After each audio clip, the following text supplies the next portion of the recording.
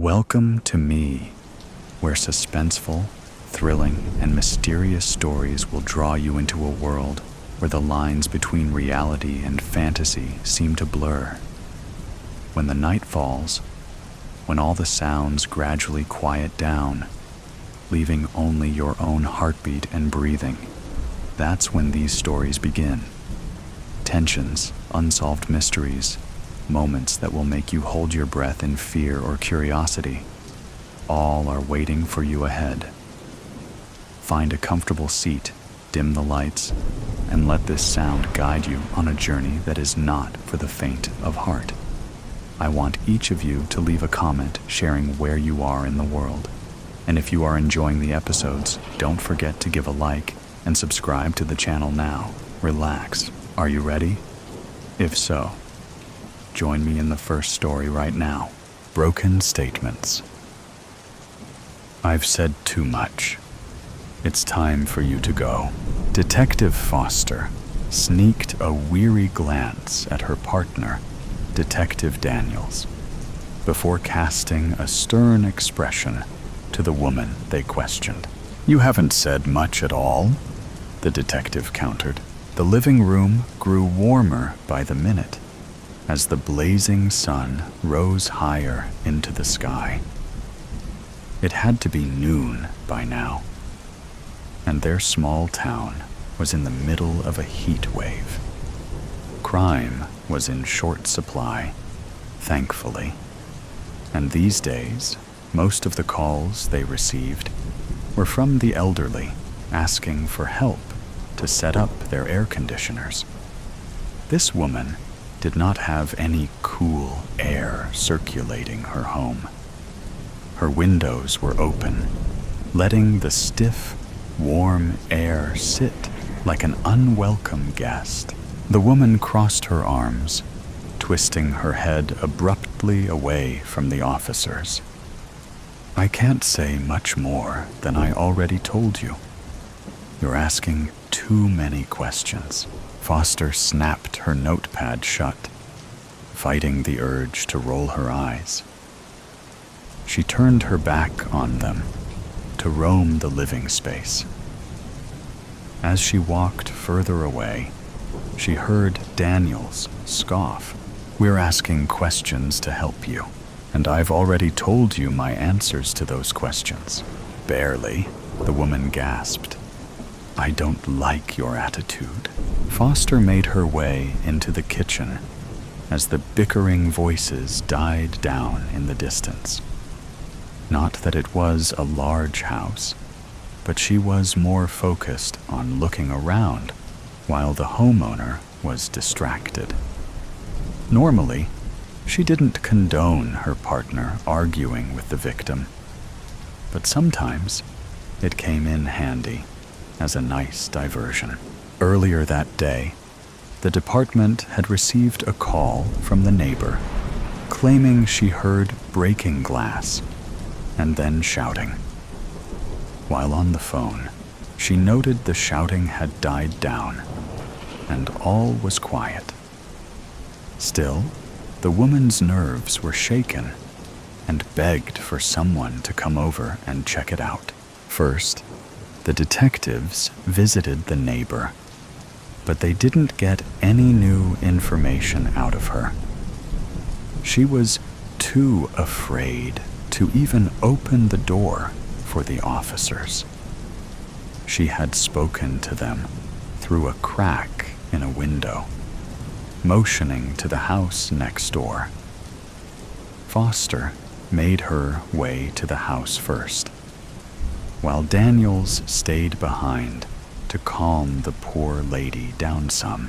Foster had to knock on the door twice before the homeowner finally answered.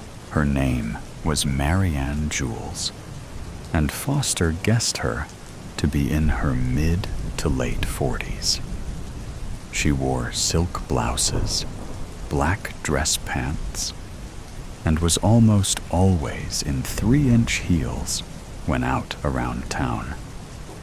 A string of pearls dressed her skinny neck that she always fiddled with.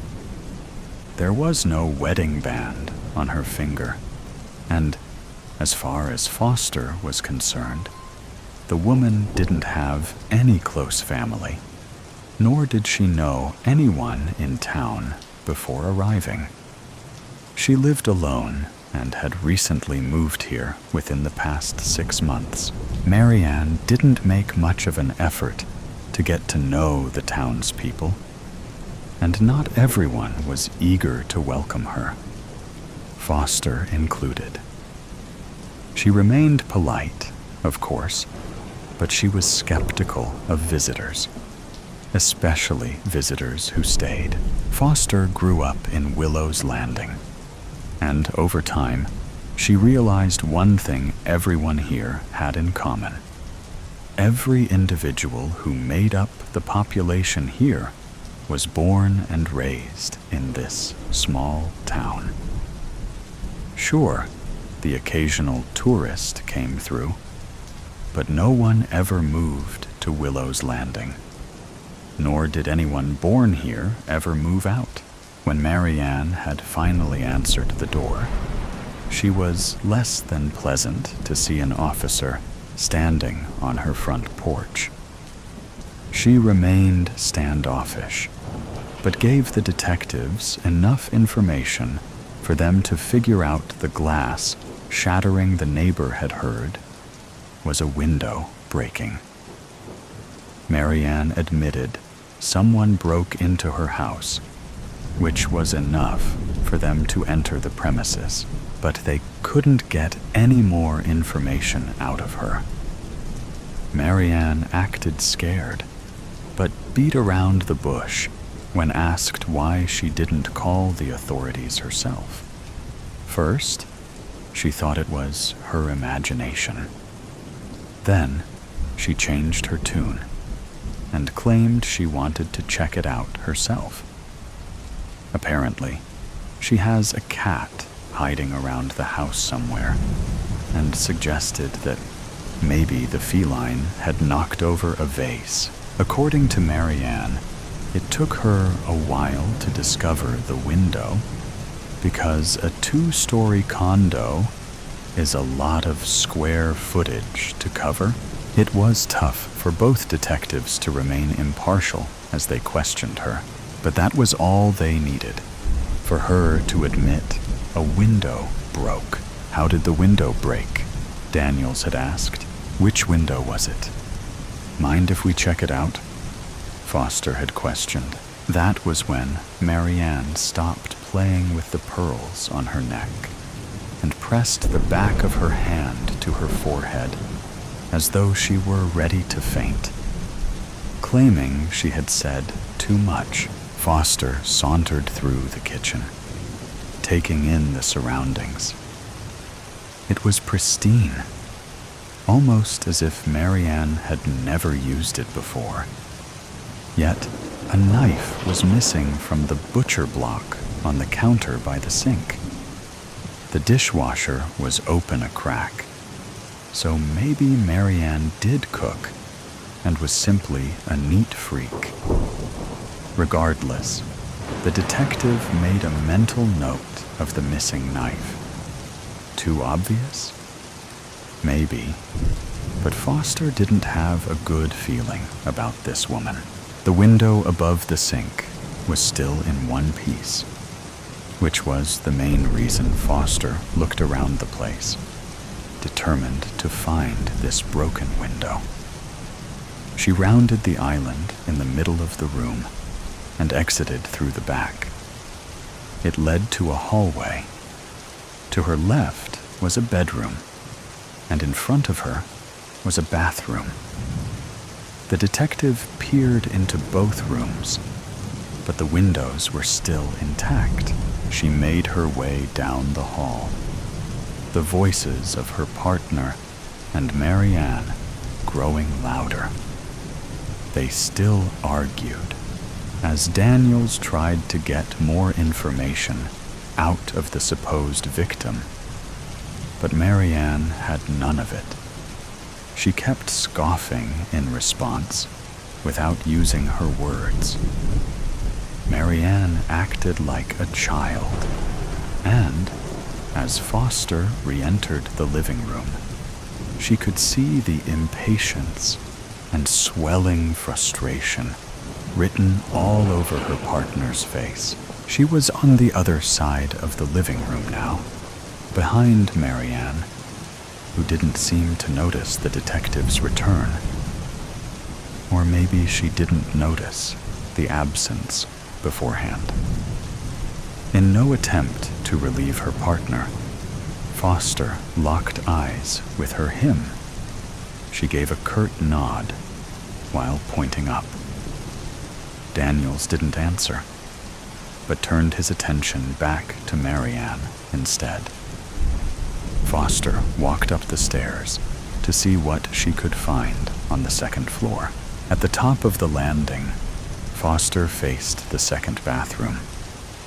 It was clean, the window unbroken. To the right was another room that looked to be an office or study area. Like the rest of the house, it looked untouched. The window was open, but not broken. A tuxedo cat sunbathed on the windowsill. So the cat was real, after all. Foster turned around, the stairs to her left now. She could hear her partner spouting off something to Marianne, but she couldn't make out the words. It was only a matter of time before Marianne kicked them out, so Foster had to act fast. There was one room left in the house, straight down the hall. If there was no broken window in there, she didn't know what they were doing here. Quickening her pace, the detective poked her head into the room at the end of the hall, which looked like the primary bedroom, judging by the queen-sized bed. Bingo! The window above the vanity was shattered to bits. Foster stepped into the room, noticing a messy trail of glass from the window to the other side of the room. Halfway through the trail, the glass on the floor mixed with red spots on the beige carpet. The detective stepped to the left, following the trail, before huffing out an exasperated sigh. On the other side of the bed, invisible from the doorway, lay the body of a man. Instinctively, Foster crouched beside the body, pressing her fingers against his neck. No pulse. She figured as much. She studied the body briefly. The deceased lay on his stomach, arms laying above his head, as though he had tried to break his fall. His legs stretched out behind him, as though he fell to his knees first. Foster grunted as she recognized the kitchen's missing knife from the butcher block sticking out of his back. From the cuts in his shirt, it looked like he had been stabbed at least twice, and clearly didn't see his attacker coming. A pool of blood, still damp, surrounded the body. He likely bled out rather than the stab killing him. Foster stood, staring down at the body. Marianne didn't live with anyone, and with the window shattered, this man must have been the culprit. It was easy to assume Marianne defended herself and stopped the intruder before stealing anything, though she couldn't yet speak those accusations aloud, as it was all speculation. Foster looked forward, noticing a pair of doors. Whatever he was after must have been inside the bedroom closet, unless he heard Marianne coming up the stairs and tried to hide. Without being able to make out the words, Foster heard Marianne's voice raise. It seemed time was up. Before heading back downstairs, the detective made a quick call for backup and forensics. The house was now a crime scene, and the detectives would gladly leave the home for now. But little did Marianne know she was going with them. Foster sauntered down the stairs as she wrote notes in her notepad. About halfway down, she heard Marianne's sharp tone. "What were you doing upstairs? Who gave you permission to go upstairs?" "You did," Foster replied. "We came over to check out a possible break-in, and you let us inside. I checked things out, and, yep, you've got a broken window." Marianne swallowed a lump in her throat. She stomped over to the front door, opening it wide. "Out. After you," Foster responded. She walked over to the door, motioning for Marianne to lead the way with a smile. "The house is a crime scene now, so we'll need to vacate the premises until forensics gets here." A squeak escaped Marianne's lips, but she didn't move. Foster held out a hand. "Shall we walk out together?" Marianne glared at the officer, clutching her pearls. "I can walk myself. Thank you very much." She snubbed the detective by throwing her nose in the air as she strutted onto the porch and down the front steps, as though it was her idea to exit. Daniels leaned closer to his partner as the two stepped outside, closing the front door. "I'm confused. The broken window was in the master bedroom, along with the body of a man with a knife sticking out of his back. When walking through the kitchen, I noticed the butcher block missed a knife," Foster explained in hushed tones. Daniels exhaled, putting his hands on his hips. "A homicide? We haven't seen one of those in, what, a decade? Something like that. And to think one of our residents was a trespasser." "Who died?"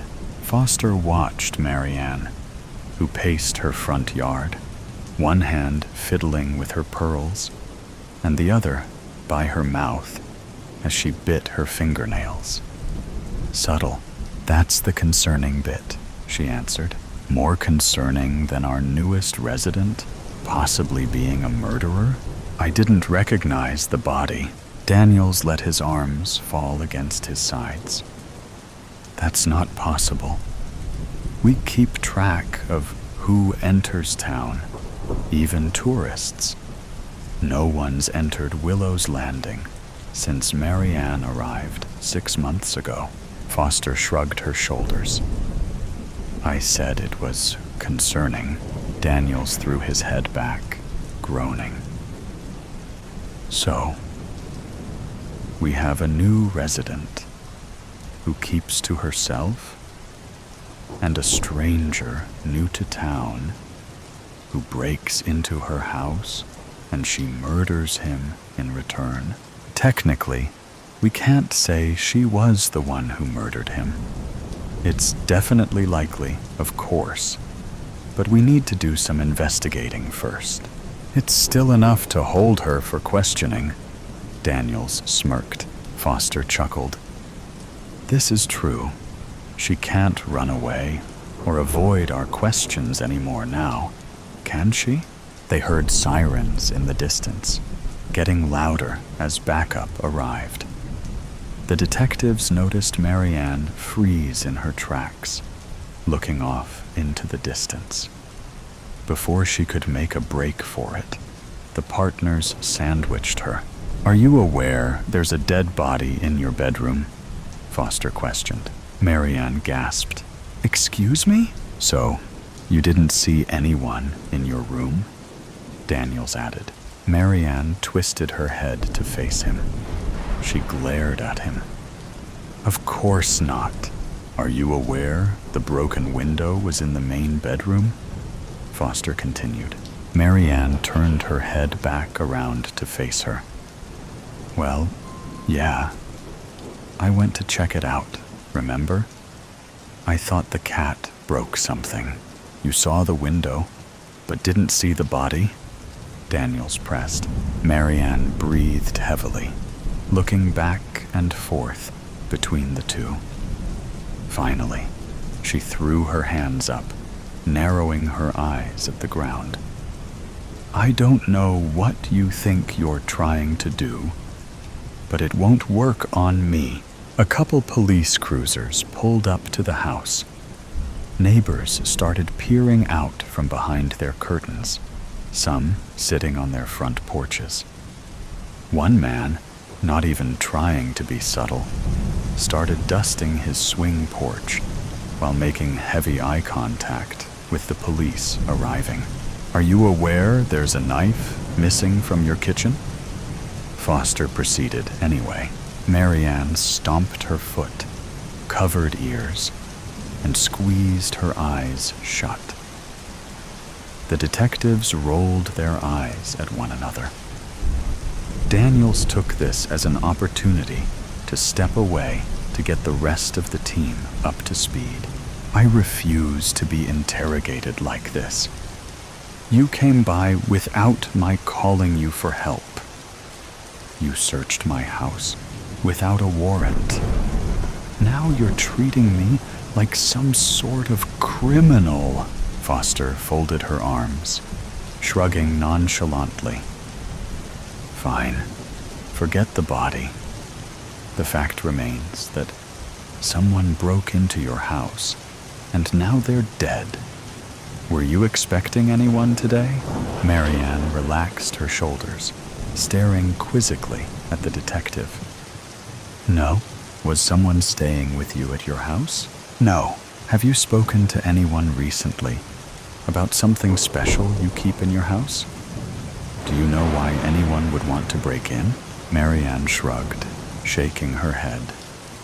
She played with her necklace again, deep in thought.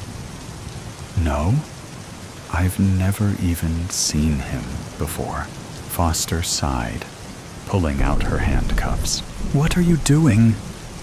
Marianne took a step back in horror. Seen who? Foster pressed, holding on to the cuffs. Marianne hesitated, but pointed to her house.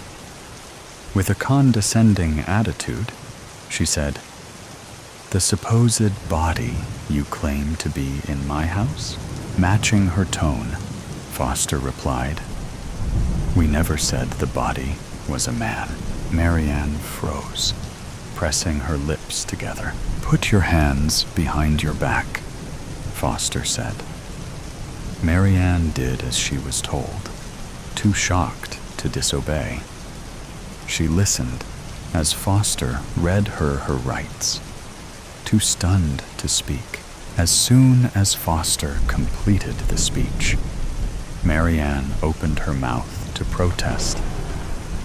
But the detective stopped her as she led her to a squad car. Don't speak, she ordered. You've said too much already. The above story ends, but the suspense and thrill have never stopped. Right here is another equally interesting story. Please continue listening. To the person who buys my house. Months ago, I uprooted my entire life and moved across the country with very little plan. My wife left me out of the blue. With no tether, I cashed out my 401k and threw caution to the wind. I drove until I saw snow before deciding to try out the small town life. After nailing down a full-time job and growing tired of life in the town's only hotel, I reached out to a realtor and asked her to show me the house that's been on the market the longest. A fixer-upper was just what I needed.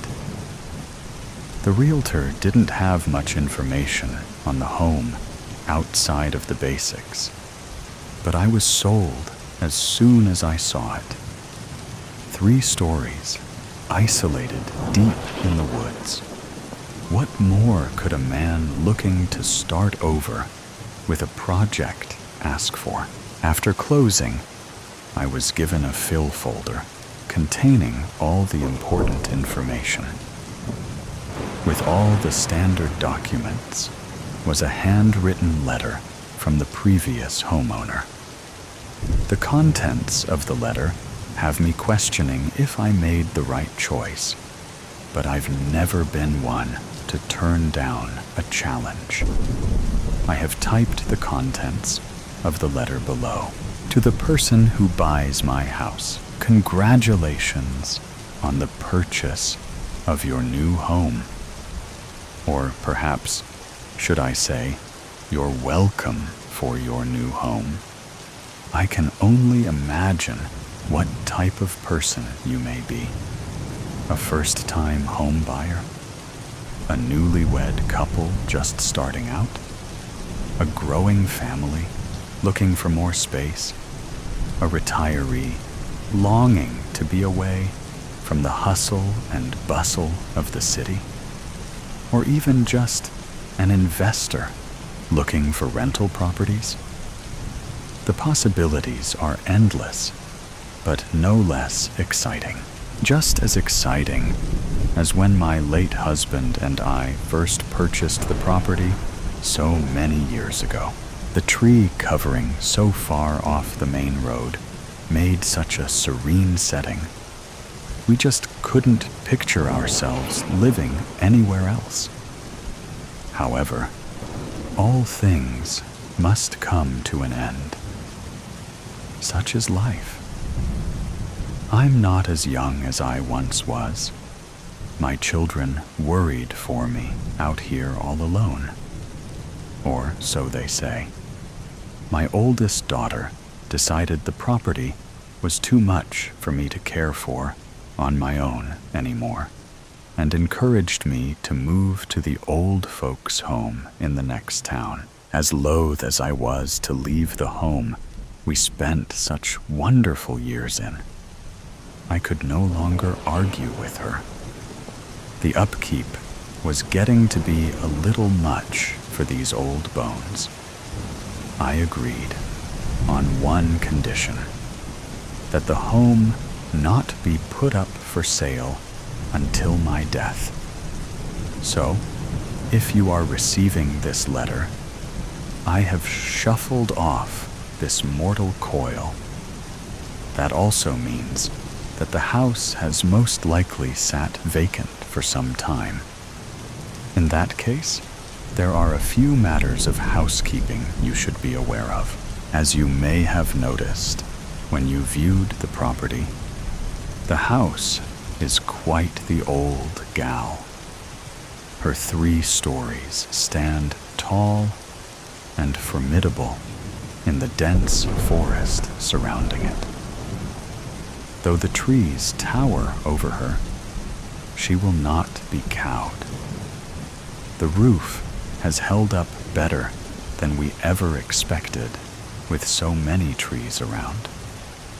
It was replaced in 2018, another urging of my oldest daughter.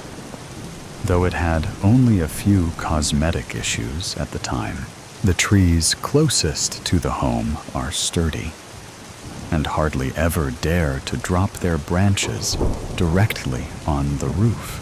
By the time you move in, it may be time for a fresh coat of paint, though I found the house does prefer to be a light blue with white trim. She likes to stand out amongst the darkness of the forest. I'll never forget the way the old gal gleamed at Christmas time, with string lights shining bright enough to light up the snow all around. Oh, I do hope you have the most wondrous Christmases there. Anyway, I've gotten off track. Yes, the house will require a new coat of paint, and I'm sure you will decorate the inside as you see fit. Before you start to move too much around, be aware that some of the items in the house have been strategically placed. For you to fully understand what a treasure you have just purchased, I feel it is pertinent for me to tell you a little story. My Reginald and I purchased the home fully furnished before any of our children were brought into this world. The first year we lived there was pure bliss. Young and in love, we dedicated almost all of our time to each other. My husband fondly referred to this time as our honeymoon phase. One of our favorite activities was exploring the vast property surrounding us. When the weather did not permit roaming, we explored the home itself, though from the outside it appears as any manor in the woods would. Inside is much to be discovered. During that first year, we enjoyed the convenience of it being fully furnished and move-in ready. But over time, I yearned to decorate, to make the space my own. Reginald, ever the obedient husband, humored me.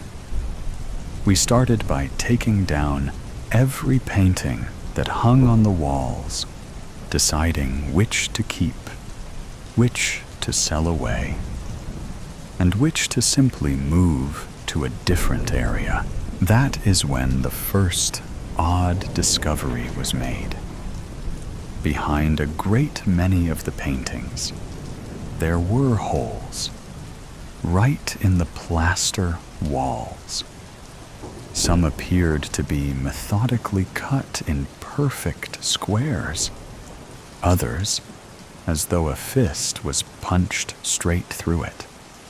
We, of course, decided that those would eventually be covered back up. I piled the painting up in the drawing room and set about cleaning the walls. By the end of the day, I had yet to decide on what exactly to do with them. So I let them lie and went to bed. In the morning, however, they were all hung perfectly back in their spots, as if all my work had never happened. For days, I assumed Reginald had done it, and he assumed I had. We ultimately didn't speak of it until it was too late, when my Reginald started back to work as supervisor of the factory in town. I resumed my endeavor to make the home feel like it was mine. I hated the big rugs scattered all around the place. I've always preferred a nice hardwood floor. No need for carpets that hold all the dirt and hair that's dragged in. The furniture was easy enough to move out of my way, and the rugs all rolled up nicely. I was mighty proud of my hard work until I got a good look at the wood. Large, dark, discolored splotches marred what should have been beautiful hardwood hiding under those ghastly rugs, which I'm sure you've seen. Unfortunately, much like the paintings, the rugs remained. I'd go into more detail, but some of the full truths have been lost to time. But I will tell you, be careful what you look behind or under. Though the house allowed me to dust and paint and add decor as my heart desired, it did not allow me to leave any of its secret spots uncovered. Behind dressers, cabinets, doors, paintings, mirrors, and under couches, chairs, and beds, the house hides. After the first year, I gave up trying to rearrange and became content with adding a few of my own touches here and there. I think that once the house realized I'd stopped trying to change it so much, it settled down. For a while at least, we entered a time of peace again. But the monotony of loneliness began to get to me. Thankfully, we soon welcomed our oldest daughter.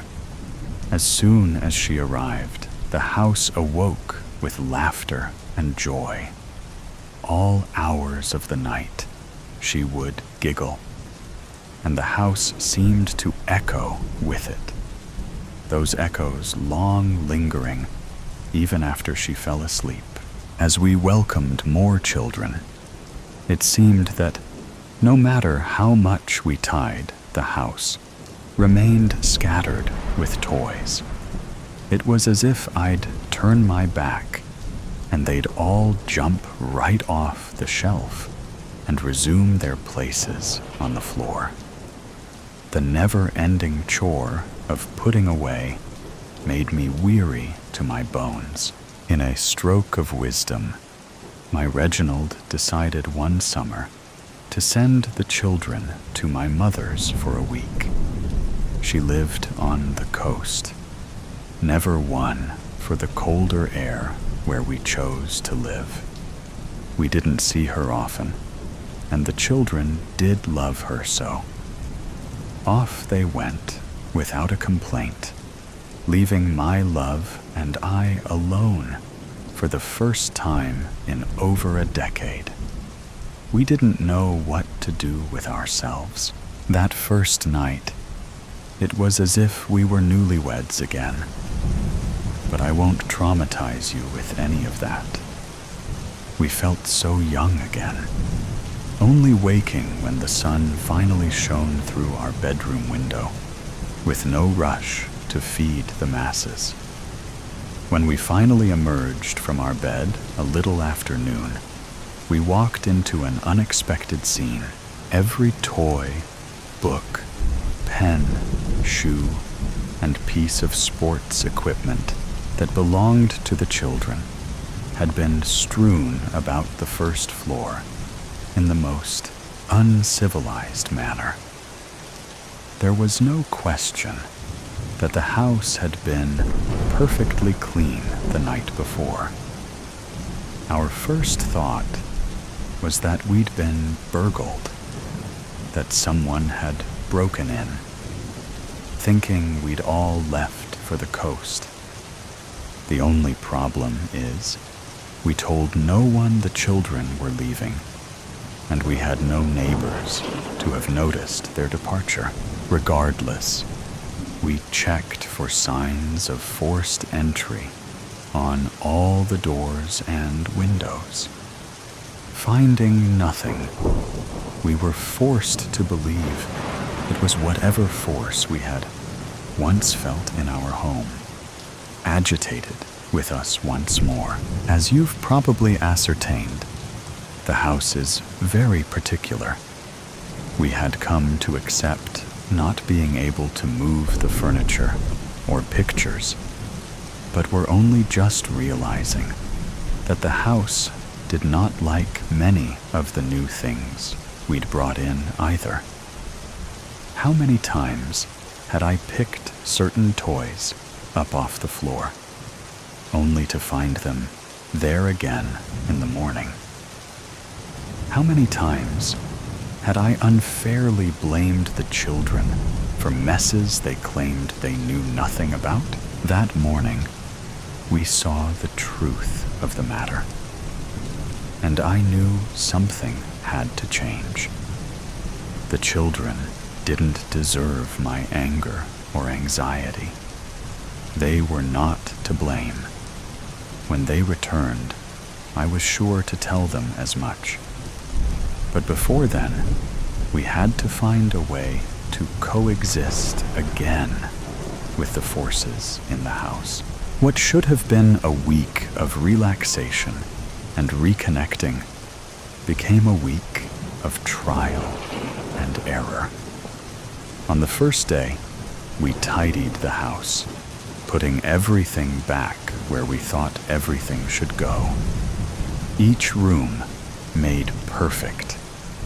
Then we waited for the first item to fall out of place. As if the house was testing us, it took hours for anything to happen that first day. Then it started, slowly at first, giving us time to notice the items that were out of place, time to correct. It seemed to go in order of the things that bothered it the most, or maybe just the longest. The first toy to go was a set of bells we'd gotten when our oldest was small. The set was a popular toy amongst all our babies. With our youngest being nearly 8 at the time, these bells hadn't truly rung joyously through the house in years. Yet they always made their way off the shelf onto the rug. Our family's peace was more important than any sentimentality, or at least that's what my husband and I agreed. And into the bin they went. Quickly, we noticed patterns. Toys that made too much noise. Shoes that left scuffs on the floor. Sports equipment that may or may not have been involved in a few broken windows and busted light bulbs. Books that sat too heavy on the overburdened bookshelves. Room by room we went, removing any and all items the house found to be offensive. It was by no means an easy undertaking. So many items had many more years of use left in them. But knowing what I knew, I could no longer sacrifice my sanity for a few boxes full of possessions. When the last box of offending items left the property, it was as if the house itself took a deep, calming breath. I hadn't quite realized just how stressed I'd been feeling until I didn't feel it anymore. Weight I'd grown accustomed to bearing eased off my shoulders.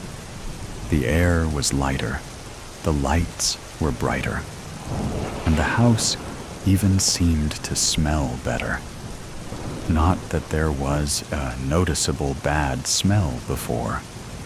Everything just felt better. That night, Reginald and I slept deeply for the first time in years, waking refreshed and ready for anything. I was ready for my children to come home. This week had been the longest we'd been apart since the youngest was born. I'd spent 2 weeks in the hospital that time, but that's neither here nor there. We had 2 more days before my mother would return them to us, sun-kissed and spoiled rotten in the best way. In those 2 days, I made time to sit quietly and listen to the house the way I used to when it was just Reginald and myself. Familiar creaks and groans greeted my ears. My senses were filled with the house. The smell of wood, water, earth, detergents, fabric, food, all seemed to swirl around me. For a long while, it was all just the normal feelings of home, of any home. Every house I'd ever lived in had the same smells and sounds. I assume every house in the whole world has the same base set of smells, sounds, and lights.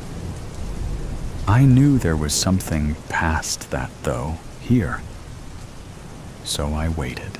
A few months back, I'd read a book on meditation, hoping to help lift some of the stress I'd been buried under. While I waited, I took a few quests from my readings. I methodically relaxed each muscle, starting at my toes and working my way to my head. I felt each breath as it traveled in and out of my lungs.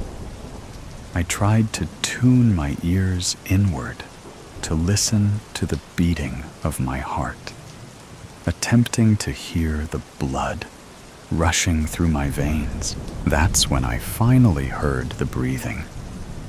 It wasn't my own. It was offbeat of mine. Reginald wasn't home. We had no pets, but the slow, deep, steady breaths were just a whisper in my ear. I focused with all my might on the sound, hoping to pinpoint the direction it was coming from. Realization dawned on me. I was all around me, as if I was inside a lung. Then, a heartbeat, slower than my own, reverberated around me. Slowly, I opened my eyes. What I saw changed everything. Ever so lightly, the walls billowed in and out. Ever so slightly, the chandelier above my head rhythmically bobbed, as if contracting, thrumming. Everything in the central family room moved in a steady beat. How many days had we spent in this room? The majority of our lives circulated in this room, where we were most often all together as a family, the way a family room should be used. We often joked that this room was the heart of the house, because there was always so much love here. We were not wrong. This room truly holds the heart of the home. You may think I'm crazy, but I am telling you, here and now, the house is alive. It is not haunted. There are no goblins or ghouls. The house itself is a living, breathing being, a being that I have cared for, just as it has cared for me, for more years than I care to count. You see, my daughter never believed. She did not understand. When I finally agreed that I was too old to care for the house on my own, it was because the house told me so. Not her. I was growing too old to care for it, and in turn, it could no longer care for me. It needs someone younger, someone to breathe new life into it again. And if you care for it, it will care for you. When tended to properly, it will multiply your life and give you more than you can ever imagine. I do hope Carmen found the right person to take on the challenge. I pray the house does not miss us too terribly much. If you follow the rules, then it should grow to love you, too, I'm sure. With love, Cynthia. Rule 1. Don't move the furniture. Rule 2. Don't leave any holes uncovered. Rule 3. Don't make changes. Only fix things that break. Rule 4. Don't put anything on the mantle in the bedroom. Rule 5. Never throw balls inside. Rule 6. Never scream at your partner inside. On the grounds is fine. Rule 7. Always walk gently. Rule 8. Always lock the doors. Rule 9. Always listen to the house. Take care of it, and it will take care of you. I have lived in the house for a week now. What I thought to be the ramblings of a crazy old woman who wanted nothing more than to stay with her home have quickly become undeniable truths. On my second night, the house welcomed me in a way only it could have. I'm not sure if this makes me just as crazy as her, but I vowed to care for this home as long as it cares for me. We're off to a great start. Let's continue with the next, no less thrilling stories. The Quiet Witness. Ava Winter had always been defined by her words. They were her weapon, her shield, her very identity. As a journalist, she had built her career on exposing truths hidden beneath layers of deceit. Her voice, steady, compelling, unmistakable, had won her awards and opened doors to places most people could only dream of. But now it was gone. How did this happen to me? She wondered, her eyes tracing the blank walls of her small, lifeless apartment. Each morning felt like waking into a nightmare she couldn't escape. For 6 months, she had tried to piece together the shattered fragments of her existence, but nothing seemed to fit. How could she move forward when the very thing that had defined her, her voice, was lost? I used to fill rooms with my words. Now, I can't even manage a whisper. Her friends had stopped calling within weeks, unsure of how to navigate the silence that now consumed her life. Ava understood, but their absence still stung. Who wants to sit in awkward silence with someone who was once the loudest in the room? Bitterness coiled through her thoughts, uninvited but persistent. Morning light seeped through the blinds, casting faint, pale stripes across the apartment's barren walls. The fragile glow barely softened the dullness that enveloped her. Her once crowded bookshelves, filled with dog-eared biographies and neatly stacked notebooks, now stood half empty. Their contents were crammed haphazardly into boxes scattered across the floor, a reflection of the disarray in her heart. Her fingers drifted to the edge of the nightstand, brushing against its surface as she reached for her phone. She froze mid-motion at the sight of the blank screen. No texts, no missed calls, no one left to call anyway, she thought. The sharp ache of loneliness settling heavily in her chest. In her loneliest moments, Ava turned to her journal. Her pen flew across the pages, spilling out the thoughts she could no longer voice. At first, the words felt hollow, like whispers of a life slipping further from her grasp. But over time, they became her anchor, a fragile thread connecting her to the person she once was. Her gaze often drifted to a framed photo teetering on the edge of the bookshelf. Taken 2 years earlier, it captured a time when her life brimmed with purpose. Her byline had graced the city's most prominent publications, her career thriving.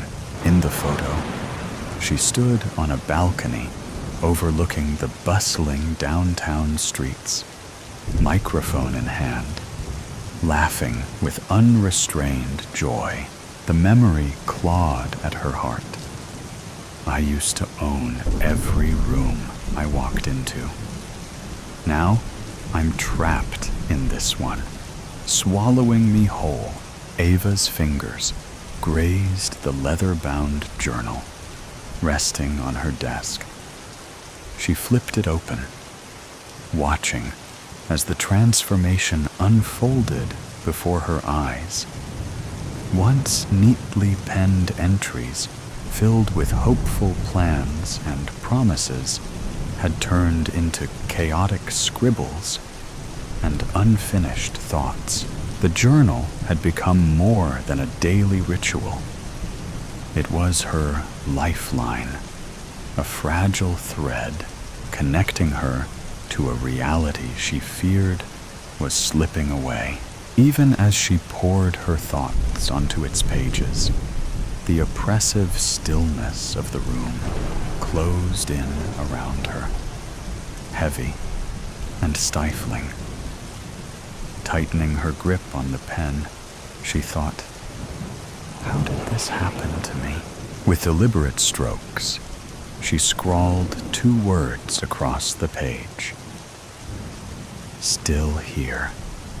She stared at them, letting the silence stretch, their uncertain and resolute meaning. The park had become her only refuge from the stifling walls of her apartment.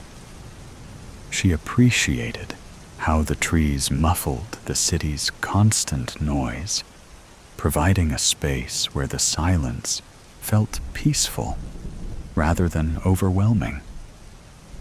The biting winter air stung her cheeks as she wandered along the familiar path, her boots crunching over frost-covered grass. Skeletal trees creaked softly in the wind, their shadows reaching across the ground like long fingers. Tightening her scarf against the cold, the rough wool grazing her skin, Ava was about to head home when she noticed them.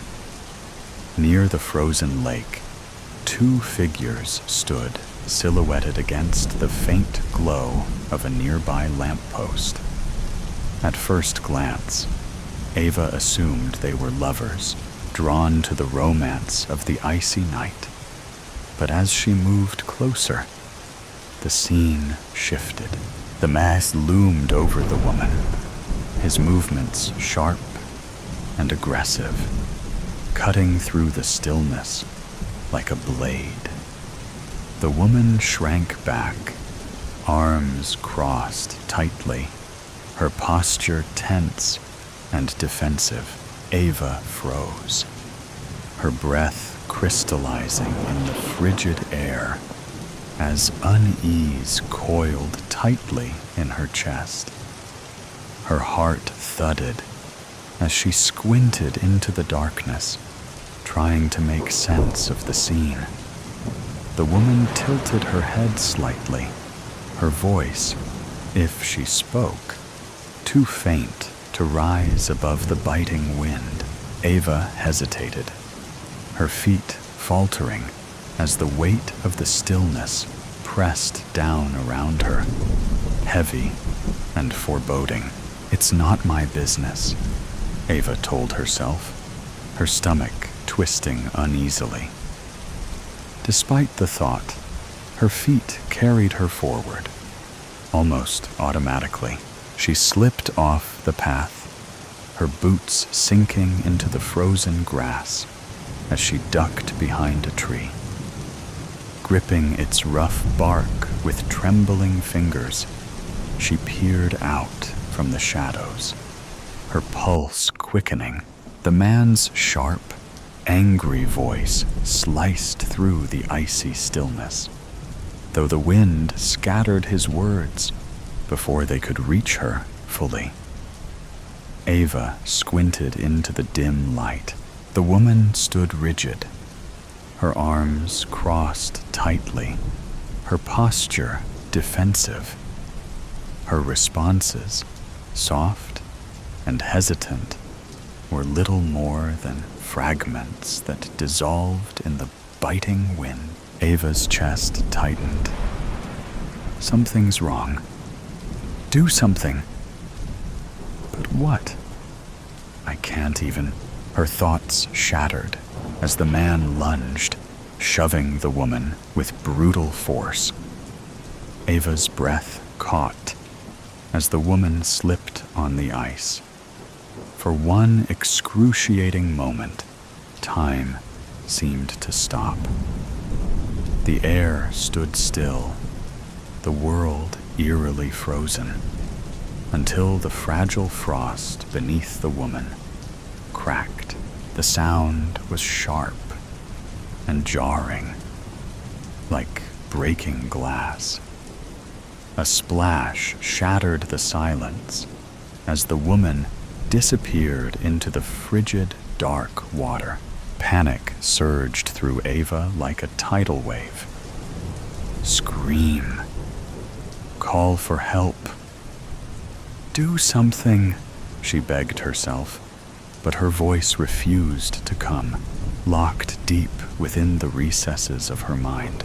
Desperation set in as her shaking hands fumbled in her pocket. After a frantic struggle, she pulled out her phone and hit the record button, her fingers trembling against the icy metal. Then he turned. The man's head snapped toward her, and their gazes locked with unnerving precision. There, in the dim light, Ava felt the intensity of his stare, piercing, calculated, and merciless. It cut through the darkness, striking at the core of her fear. Her stomach clenched with unease. He sees me. He knows, I saw. He stepped toward her, his boots crunching loudly on the frosted ground. Ava didn't wait to see what would come next. Her legs jolted into motion, slipping and sliding as she bolted back toward the path. Her breaths came in short, ragged bursts, her heart pounding like a frantic drumbeat as the icy air seared her lungs. Later, Ava sat at her desk, staring at the blurry video looping on her laptop screen. Barely 10 seconds long, the shaky footage revealed almost nothing. The man's face was lost in a haze, and the woman's fall disappeared into the shadows. It's not enough, she thought bitterly, frustration coiling in her stomach like a spring. Clenching her fists tightly, she replayed the scene again. I saw it happen. I know what I saw. Why isn't that enough? She had gone to the police, but their skepticism had been palpable. Unable to speak, Ava resorted to scribbling frantic notes, pointing at her phone and gesturing in sheer desperation. Yet her efforts were met with dismissive questions. Why hadn't she called for help? Why was the video so unclear? Did she even know the people involved? By the end of the interview, Ava felt like the one under suspicion, the weight of their doubts pressing heavily on her. Back in her apartment, anger simmered beneath the surface. Her notepad lay open on the cluttered desk, its pages littered with hastily scrawled thoughts and disjointed leads. As she tapped her pen against the edge of the desk, the scene replayed vividly in her mind. How could they dismiss it so quickly? She thought, her chest tightening. You were there. You saw it. Isn't that enough? But the memory of the detective's dismissive tone echoed, fueling the frustration building inside her. Ava slammed the notepad shut. This is why I became a journalist, to expose people like him, to give a voice to the powerless. And now, I'm the one without a voice. Her laptop screen flickered. The video paused on the shadowy outline of the man by the frozen lake. No features, no clarity, just darkness. Ava clenched her fists, biting back the doubt, gnawing at her resolve. Not enough, she thought bitterly, as she grabbed her pen and scrawled the words across her notepad with such force that the paper tore. Her hands trembled as the detective's words replayed in her mind. A blurry video isn't much to go on. Without more, there's not much we can do. Tears prickled her eyes. They think I'm delusional. They think I imagined it all. Helpless. Powerless. She swallowed hard, her throat tightening. You're not helpless. You've never been helpless. Her reflection in the window caught her eye, tense and weary. She leaned against the wall, inhaling deeply, her fists still clenched. This is why you don't quit, she reminded herself. Because people like him can't get away with this. You can't let them win. A sharp chime from her computer broke the heavy stillness. Crossing the room, Ava froze when she saw the sender's name. Lucas. Her breath hitched. A flicker of something she hadn't felt in months breaking through the haze. Hope. His response was brief, but direct. And it ignited something in her. You're not doing this alone anymore. Lucas had been there during her prime. One of the few who understood her dogged pursuit of the truth. Now, he was ready to help. Together, they began unraveling Victor Hayes's carefully concealed life.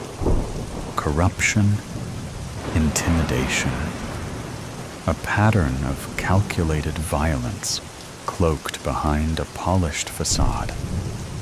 Each new revelation strengthened Ava's resolve. She stared at a photo of one of Victor's previous victims, her fingers gripping its edges. He's done this before, and no one stopped him. That changes now.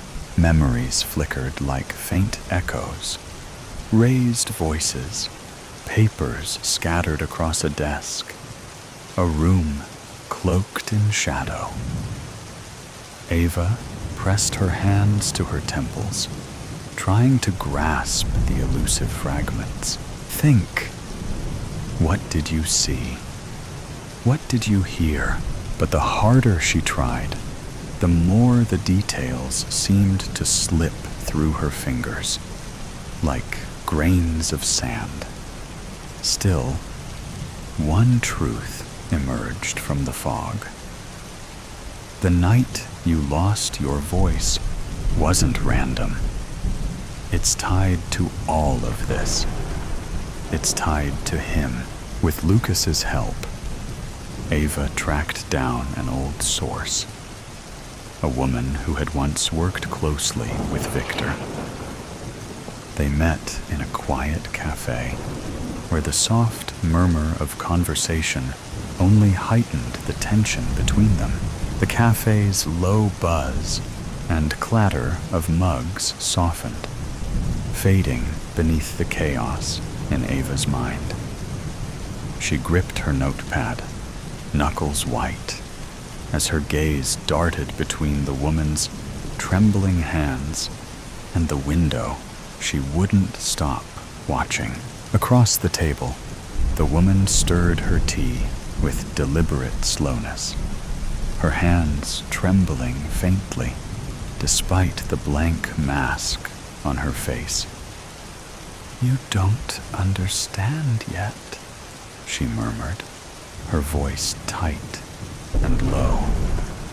Her eyes flicked to the window, watching it intently, as if expecting someone to burst in.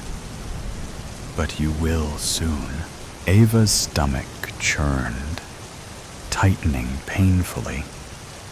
Her pulse hammered in her ears, drowning out the comforting hum of the cafe. Slowly, she picked up her notepad from the table and scribbled a question. She slid it toward the woman, her hand steady despite her pounding heart. "What do you mean?" she'd written. The woman leaned closer, her face now inches from Ava's, her gaze piercing and intense. Ava shifted in her seat, the unease tightening its grip. "I shouldn't be here," the woman whispered, her breath quick and unsteady. "They'll know I've talked."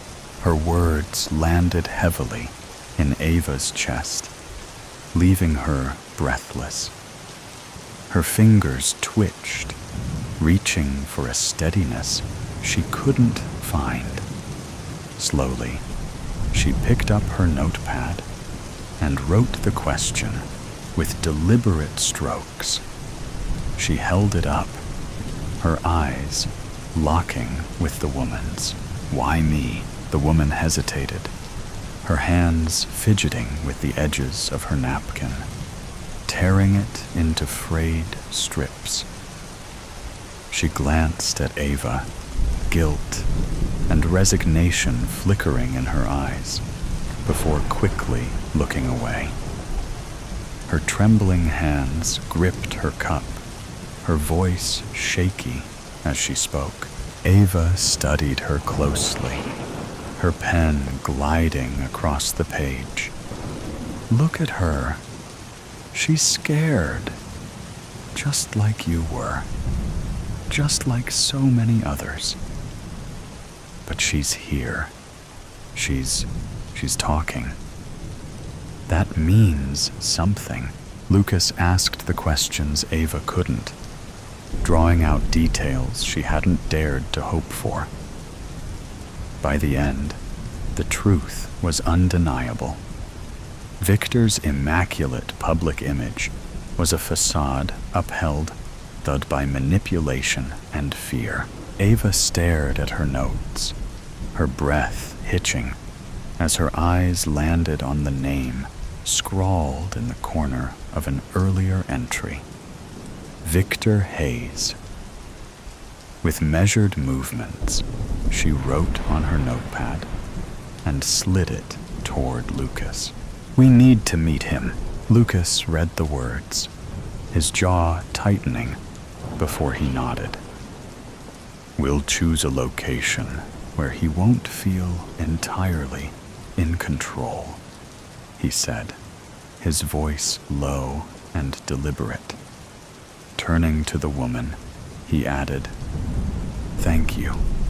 You've done more than you know." The woman nodded faintly, her hands gripping her cup. Ava's heart pounded as she absorbed the gravity of what lay ahead. Meeting Victor meant stepping directly into the fire, but it was the only way forward, the only way to bring the truth to light. Her resolve sharpened as she scribbled on the notepad once more. "We need to confront him." Lucas glanced at her words and nodded resolutely. "If we're doing this, we have to be strategic. We need neutral ground, somewhere he'll come but won't own." The theater was his idea. "It's neutral ground," he said. "Somewhere he'll come, but not somewhere he'll own." Ava wasn't convinced. What if he doesn't show? She'd written on the pad between them, her pen pressing into the paper with doubt. "He will," Lucas had replied, leaning closer, his voice steady. "He'll want to see the pieces for himself. He can't resist thinking he can still control the outcome." And so, the message was sent, its contents carefully constructed to lure Victor out. The stage was set, both figuratively and literally, for the confrontation that Ava knew could change everything. Now, as she stood in the hollow shell of the theater, its grand interior reduced to shadows and decay, the weight of that choice settled heavily on her. Dust motes danced in the dim light streaming through cracked windows, and the faint creak of old floorboards echoed in the cavernous emptiness. Her evidence was meticulously laid out before her on the stage, each piece feeling like a fragile lifeline, a thread connecting her to the truth. And then, the sound of polished shoes clicking against the floor broke the stillness. Each step deliberate, each echo sharper than the last. Victor Hayes emerged from the shadows at the back of the theater, his presence filling the room before he even reached the stage. He stopped a few feet away, the cool glint in his eyes pinning Ava in place. His suit, pristine and unyielding, seemed to mirror his demeanor. Impeccable, yet menacing. "You should have stayed quiet," Victor said. His voice was soft, almost conversational, but the menace beneath it rippled like a storm just beneath the surface. Ava's breath caught, her fingers curling at her sides as she steadied herself. The weight of his presence was suffocating, but she forced herself to meet his gaze, refusing to look away. Inside, her thoughts sharpened, cutting through the fear. "I don't need a voice to bring you down. My story is louder than you'll ever be." Victor's smile was faint, more an indication of control than amusement. "This," he said, gesturing to the evidence before her with a flick of his hand, "isn't going to change anything. You think you've won, but you don't understand how the game works." Lucas stepped forward, breaking the tension momentarily, as he began presenting the truth piece by piece. His voice was firm and steady, and for the first time, Ava saw Victor's polished exterior begin to fracture. His jaw tightened, his eyes narrowing ever so slightly as each revelation chipped away at his armor. "You don't understand what you're doing," Victor said finally, his tone cutting and sharp now. "You think justice is on your side. You're in over your head." But Ava didn't flinch. As the cracks in Victor's facade grew, a strange calm settled over her. Her silence, once a source of despair and weakness, now felt like an unassailable wall. This was the moment she had fought for. The truth was out, and it was louder than anything Victor could say or do. She stood taller, her composure unbroken. "This is it. This is why you fought so hard. This is what they can't take from you," she thought, the strength in her resolve radiating outward. Victor stepped back, the calculated anger in his eyes barely contained. For the first time, it was clear. He wasn't in control anymore, and Ava, with her silence and the undeniable power of truth, had turned the tide. She had proven that even without words, her voice could echo louder than his threats ever could. And the next story will be told right away. Please listen carefully. Car radio. The silence is deafening. Finley stares at the empty slot where the radio should be. The hole in the center console mocks him. The engine roars and jumps to life. Finley laughs at the power and presses the gas pedal. The engine responds and races down the street. He sighs and shrugs off the silence.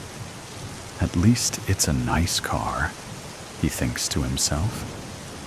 Finley grips the steering wheel tighter and continues to drive. He's never driven a convertible before. The large amount of snacks sits in the passenger seat. 3 bags of chips, several candy bars, a meat stick, a couple of grape sodas, Red Bull, and an orange Gatorade are piled into a small mountain next to Finley. There is also $437 in his pocket. Finley glances at the convenience store in the rear view mirror as he drives away. The gun wasn't loaded, but the clerk behind the desk didn't need to know that. She graciously gives up her drawer in exchange for her life. Finley smiles as the memory of the robbery passes through his head again. "Everything in the drawer, now," he shouts. The clerk cries, but nods in understanding and opens the register. Ding. This is much easier with a gun, thinks Finley. He grins under his mask. He holds the basket of snacks in his free hand and points the gun at the clerk. Ida is the name on her shirt. She's short with straight black hair and small eyes. Tears run down her cheeks as she collects the bills. With a shaky hand, she gives the money to Finley. "Thank you," Finley decides to say. He runs out the store and watches as a Chevrolet Corvette pulls up to the store. An older gentleman shuts off the engine and opens the door to get out. He sees the gun before he sees Finley. "Give me the keys," Finley says loudly to the man. The elderly man jumps in surprise and quickly hands the keys to Finley. Finley dumps the basket of snacks into the passenger seat. puts the car in reverse, and drives down the road. When he is clear of the scene, he pulls off his mask and tosses it on the floor. He goes to adjust the radio, but the dial isn't there. The whole compartment is empty. Finley is an average man with an average build. His curly locks meet his eyebrows and licks his earlobes. His eyes are wide and too big for his narrow face, close together with long lashes. Stubble on his chin creeps its way up to his sideburns. The long bridge of his nose flares into broad nostrils, and his big pink lips pushes out from his face. He has a birthmark in the shape of a small diamond under his left eye. His cheeks are freckled and covered with a thin layer of dirt.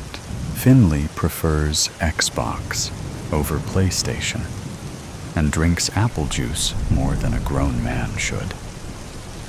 He hates roller coasters because he has to sit next to strangers. He loves school, but dropped out his senior year. Finley is passionate, creative, and extremely intelligent. Finley wasn't always a thief, but the worst in his life brings out the best in him. Did I forget to feed Edison? Finley thinks to himself. Edison is his pet goldfish, who spends his days in a sphere on Finley's nightstand. Finley's hamster died in a freak vacuum accident when he was in kindergarten, and since then, he was against pets. Edison was a prize Finley had reluctantly won at a carnival. So far, he's lasted over a year and tripled in size. Finley tugs nervously at his Iron Maiden shirt as he passes a cop. He checks his speed and cautiously pulls the seatbelt over his chest and clicks it into place. He thinks, "Don't pull me over, please."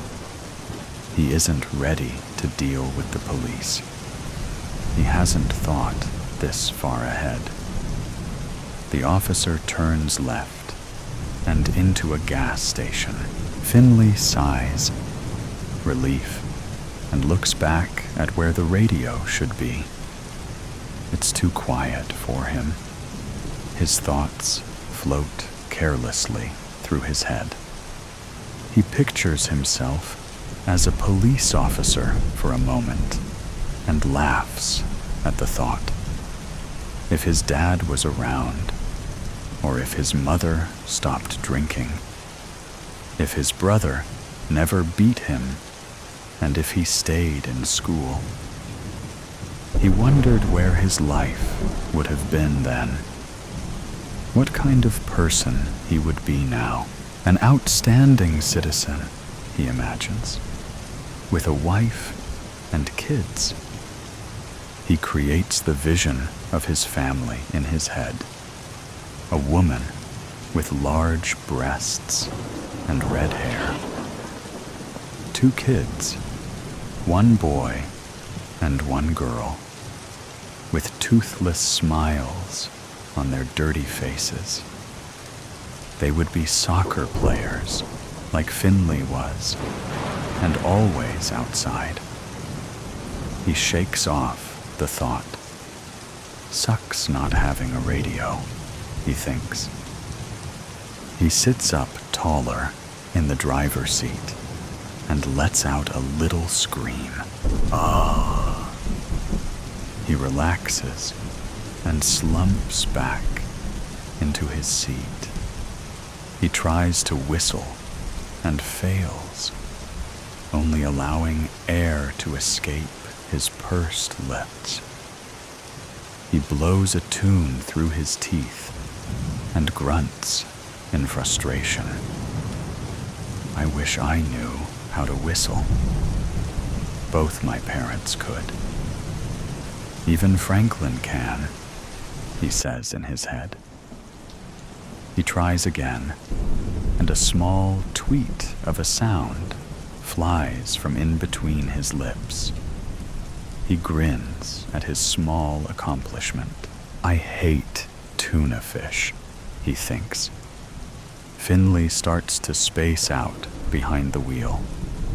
The lack of sound tricks his brain. He visualizes a concert he went to last year. He remembers all the pockets he picked and wallets he stole. He made 5 times the amount of the cost of the tickets he paid for, but wasn't able to enjoy the concert properly. The songs of the band echoes throughout his mind. He taps the steering wheel to the beat of the song stuck in his head. He hums the melody.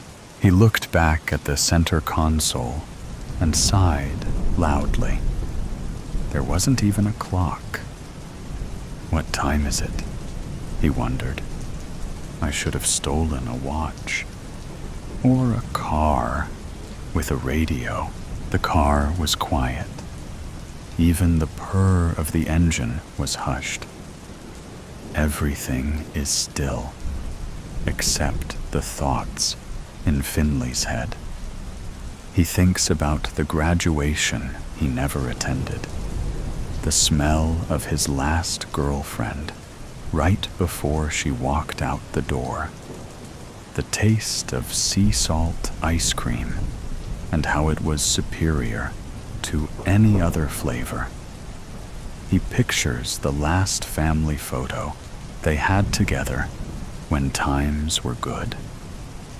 How Franklin had his arm around him in a rare, loving embrace.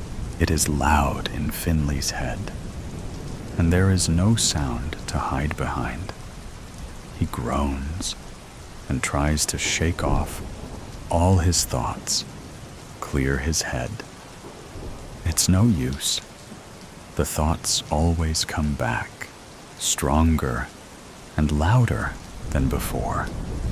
He is going mad from the silence. I can pull the steering wheel. It would be easy to wreck such a nice car. The guardrail teases Finley. He envisions the crash in his head and plays out the scene slowly. The metal twisted around the body of the convertible, the popped wheel and broken windshield.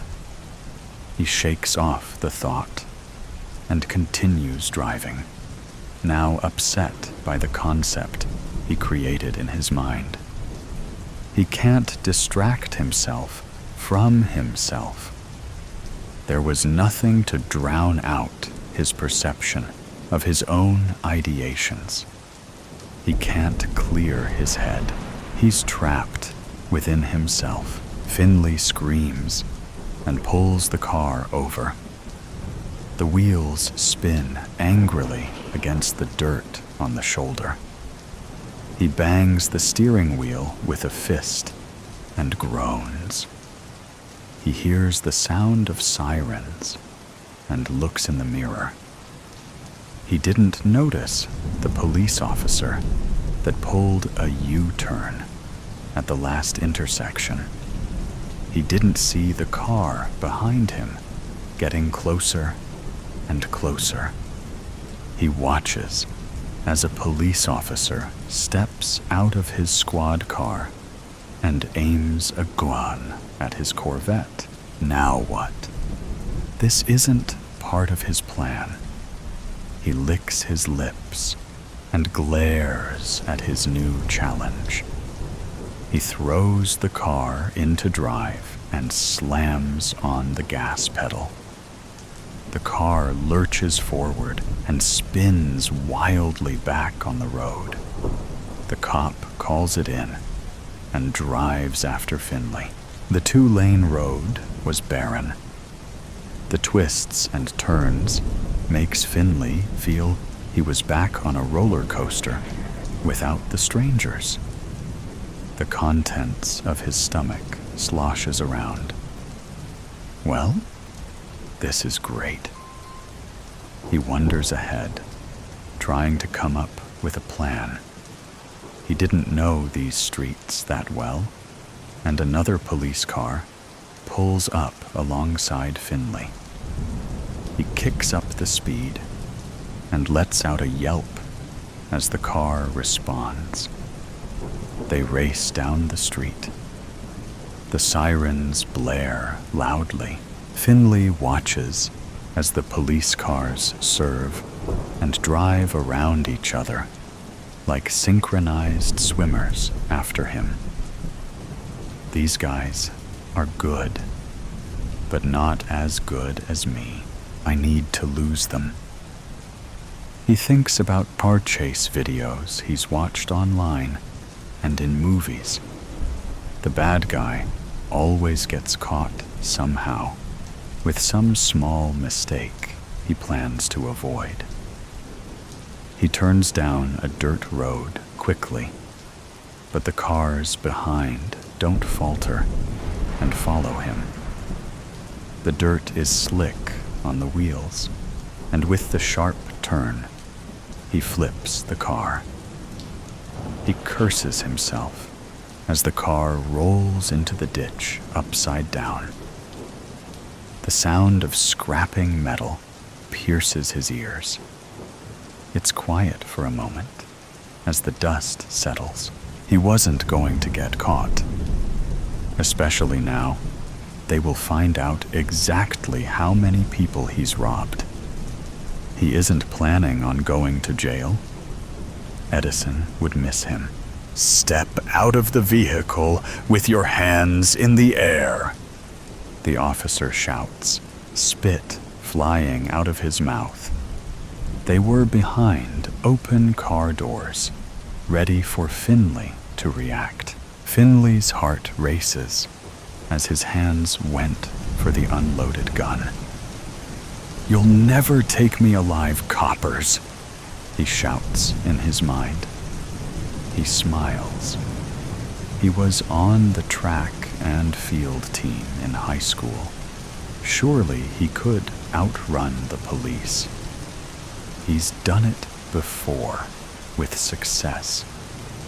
He pushes the car door open, and without thinking, Finley hops out the car and runs, pointing the gun behind him. His feet slip on the loose gravel, but he collects himself and moves his feet fast underneath him. He takes 3 more steps away from the police, gun heavy in his hands. Bang! The silence is deafening. Just when you think all the weird stuff has been told, the next story will make you think again. The Man in the Lake. Since I was a child, I've feared him deeply, though I've never laid eyes upon his elusive person. I can remember vividly walking along the narrow trail that surrounded Lake Victory during the Ides of October. The water, dormant and as reflective as glass, was enraged by the fiery reds of the perishing leaves that clung desperately to the maples surrounding it. If you glanced from a distance, you'd think it was a pit of lava, scorching through the center of the earth, from the leaves that already pirouetted to the ground. A magnificent blanket of gold and orange stretched invitingly along at your feet. Consequently, as the trees became more barren, the seasonal breeze squeezed between the branches, knocking together their nimble limbs. With its powerful grasp, the whooshing breath of Mother Nature would envelop all sounds within an ear's distance of man. This type of silence was cathartic. If you closed your eyes, you could become coalesced with its gentle movement, as a spider web would become accessorized against the unbeknownst skin. The random assortment of sounds stemming from birds, the splashing of fish, an acorn falling from the tree, the ominous sounds of swaying, narrow trees like a rusted seesaw, or the mercurial patter of rain echoing against the wilted leaves, producing a light bass that was rhythmically harmonious to the ear. My grandfather always mentioned this man was always present, but you had to search persistently without fear or a cluttered mind. There was always talk of a dock, though the far side of the lake was unrecognizable from the conception, with its bends and curves to and from sight. He always said, not many find this man in Lake Victory, that it takes a special kind of person to gain his trust. The man was full of wisdom, distinguished, and had the ultimate answer to life's enigmas, he claimed. That he had experienced the greatest challenges man can face. I used to circle this lake frequently as a child, climbing trees for a better view, skipping rocks to alert him of my presence, and whatever other racket I could concoct to make myself evident as far as I could muster the courage to. Of course, this came to no avail. In my mind, the imagery of this man had always changed. Some days, he would be terrifyingly tall, his limbs slender, and his eyes were always hidden underneath a low-positioned straw hat. Other days, he would have a becoming face, accentuated by a tinge of red from physical exertion. I pictured him growing corn in small patches, picking berries from wild bushes, and fishing regularly from his forsaken dock. A fire would be ablaze during his nights, where he would sit complacently, listening to the crickets and the sounds of night. As I went through high school and college, the distraction and monotony of life had guided me far away from Lake Victory, in search of material things, to chase a dream enriched by hollow rapacity. My family's vacation home had become a distant memory. I no longer needed to acquaint this man during the fall, because he no longer could fill the void inside of my heart as he would in my youth. Or so I thought. I figured that new quest, with all the goals I had set for myself to accomplish, would provide far more solace than the man in the lake. I riddled myself with distraction, so much so I was afraid to be alone with my own thoughts, praying my responsibilities and egocentric monsters that loomed behind would never catch up to my incessant steps and thoughts. However, when things that provide no internal peace reach an expulsion point, there comes the burnout. It wasn't until I was 37 that for the first time in my life, I began to feel the weight of time bearing down upon my slouched and exhausted shoulders. It was quite amazing when I returned, how the lake had never lost its luster. However, it is also true that not many know of this lake's whereabouts. Furthermore, it would be bizarre to even encounter another bystander in your journeys around its trail. It wasn't long before I started to realize that the wonderful colors that encapsulate nature never truly lose its vigor. Only the man-made things in life itself begin to fade as your optimism and naivety of being young dissipates as you embrace the harsh realities of existence. The future remembers history in black and white, though those who lived it always can revisit the palette that painted their peaks. Whether the ravishing color of their wives' eyes when they first met, the color of their first vehicle sitting, sparkling in the driveway, or his father's blue flannel shirt, always rolled up to the elbow as he returned home from work. I remember spotting the rays of the sun streaming through the naked branches, placing my hand within its warm consultation like I did as a child. My pallid flesh began to glow as an orb would, the light bending around and through my stretched fingers as I tried to ball it up and capture it within my selfish fist. The trees, though still gallant and strong, were showing signs of age then. Their bark had become brittle and fissured.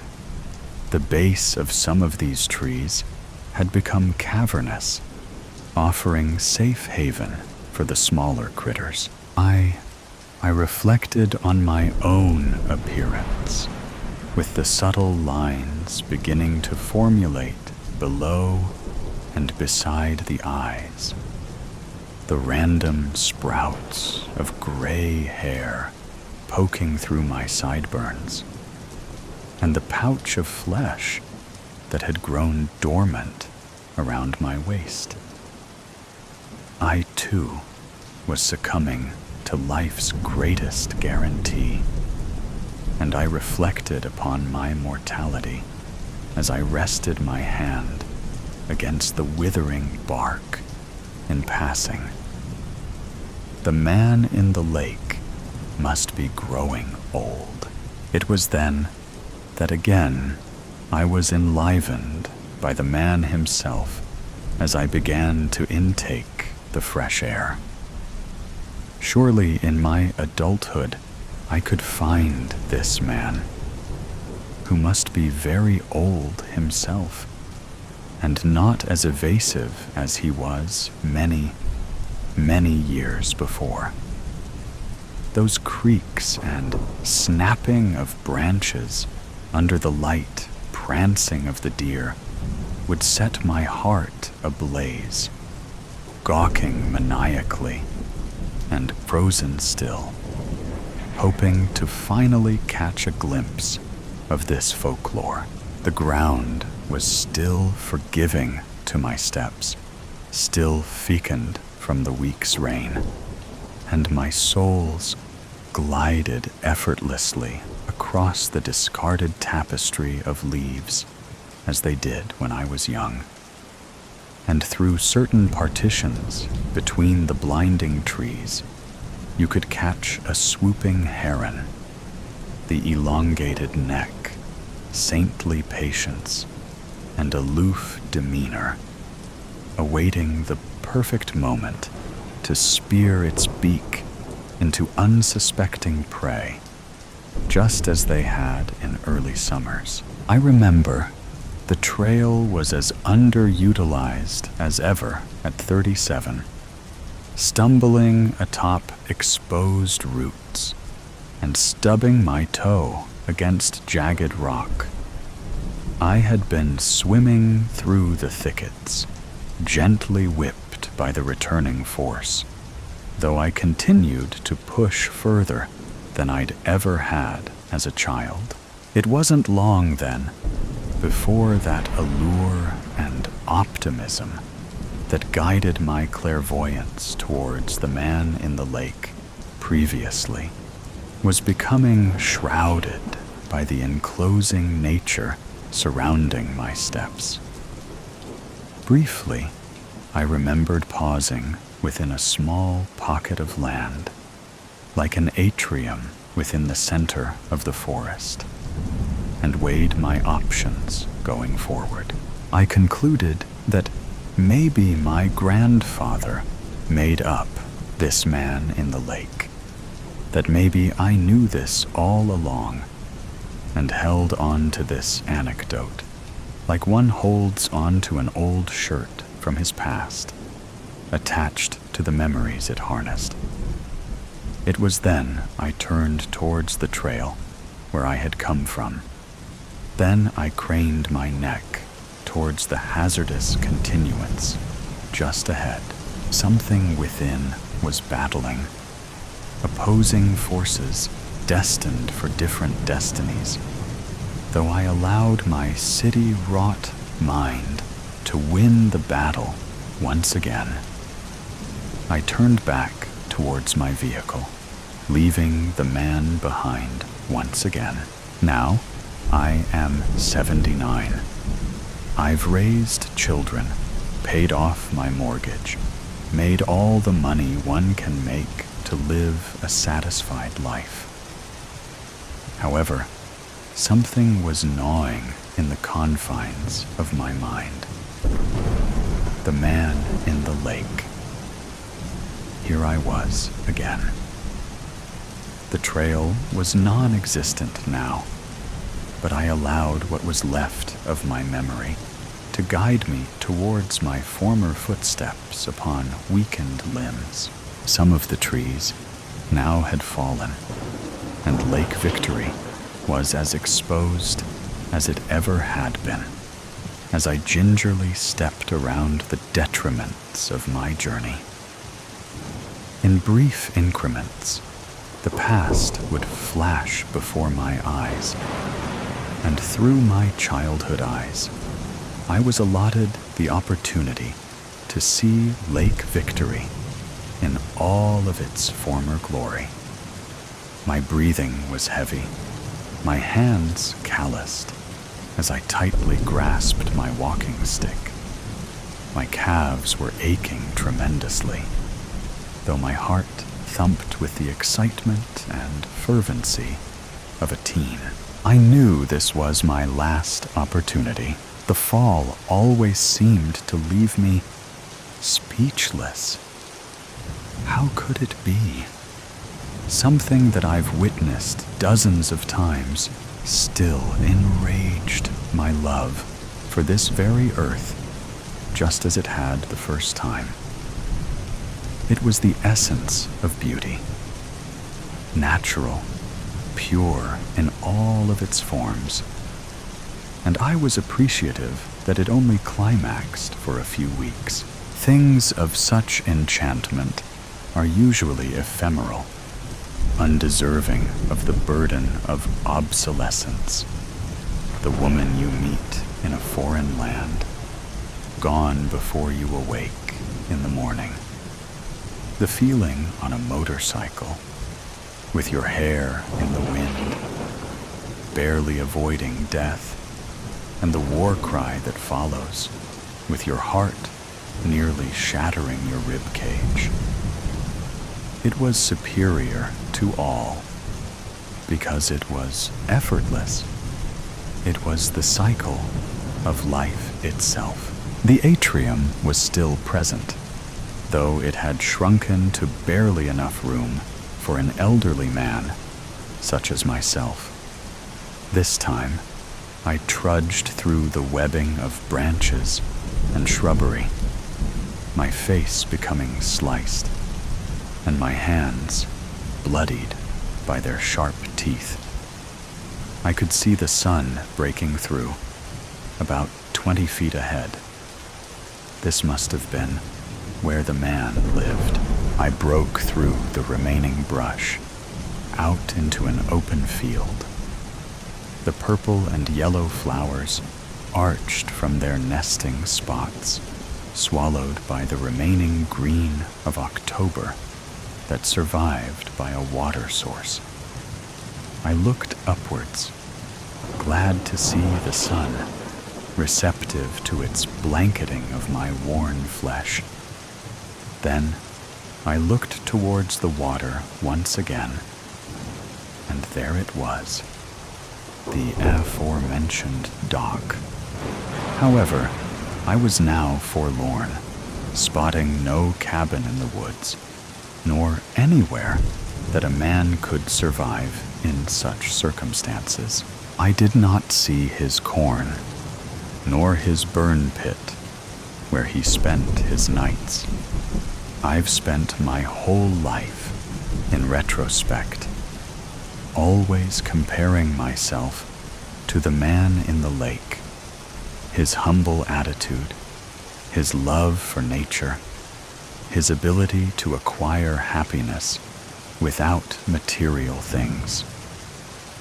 His lore kept me grounded to reality.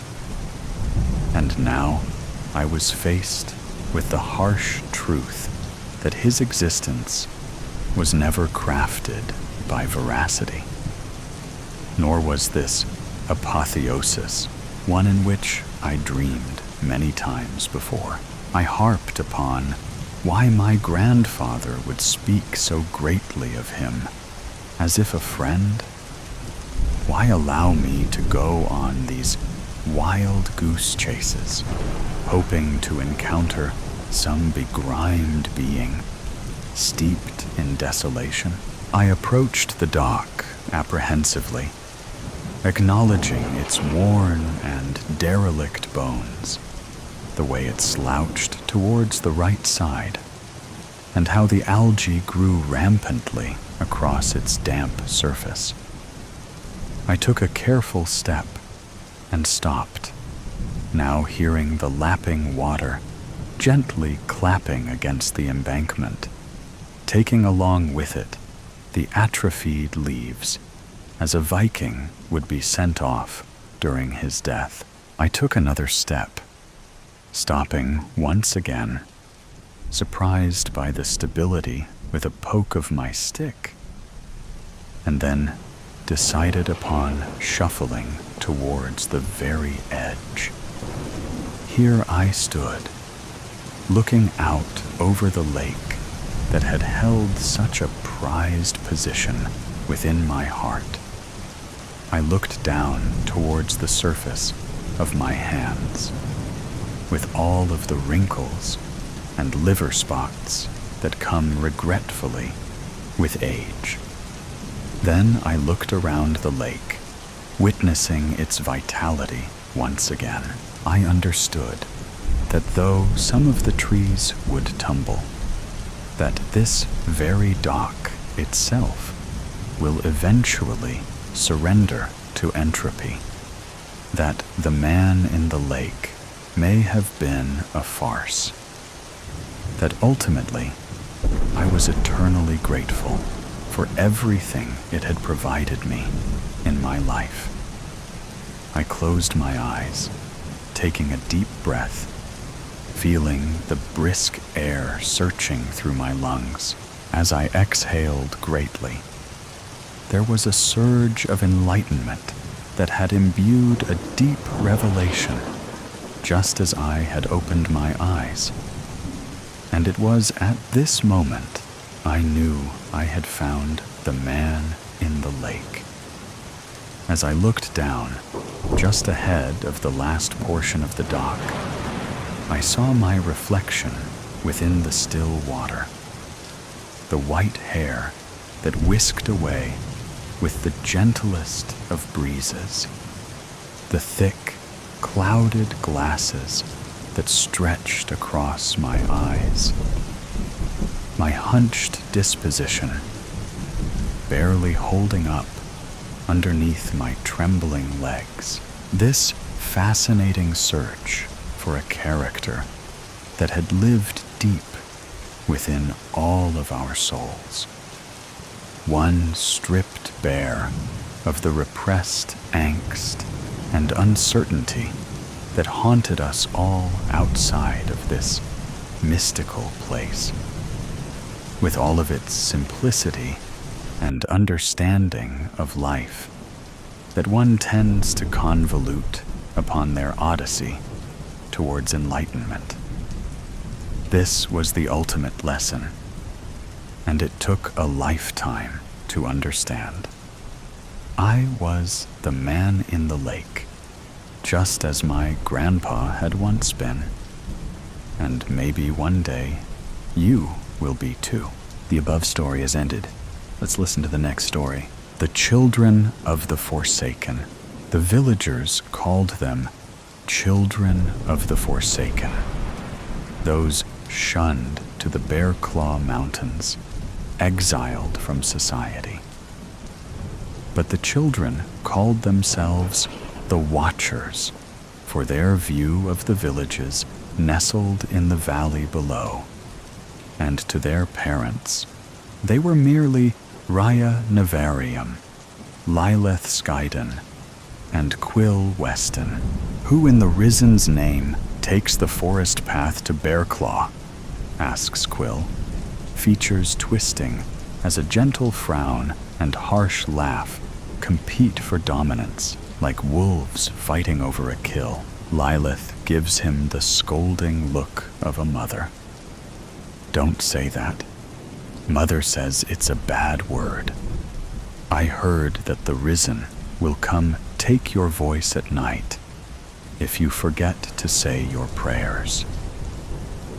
Though the Risen, fallen dead brought to life by the god of death, VOL.4, were more myth to faithless villagers than a poor, disease-ridden harvest. Amongst the Forsaken, the ancient gods were sacred. Quill gives an assertive nod to Raya.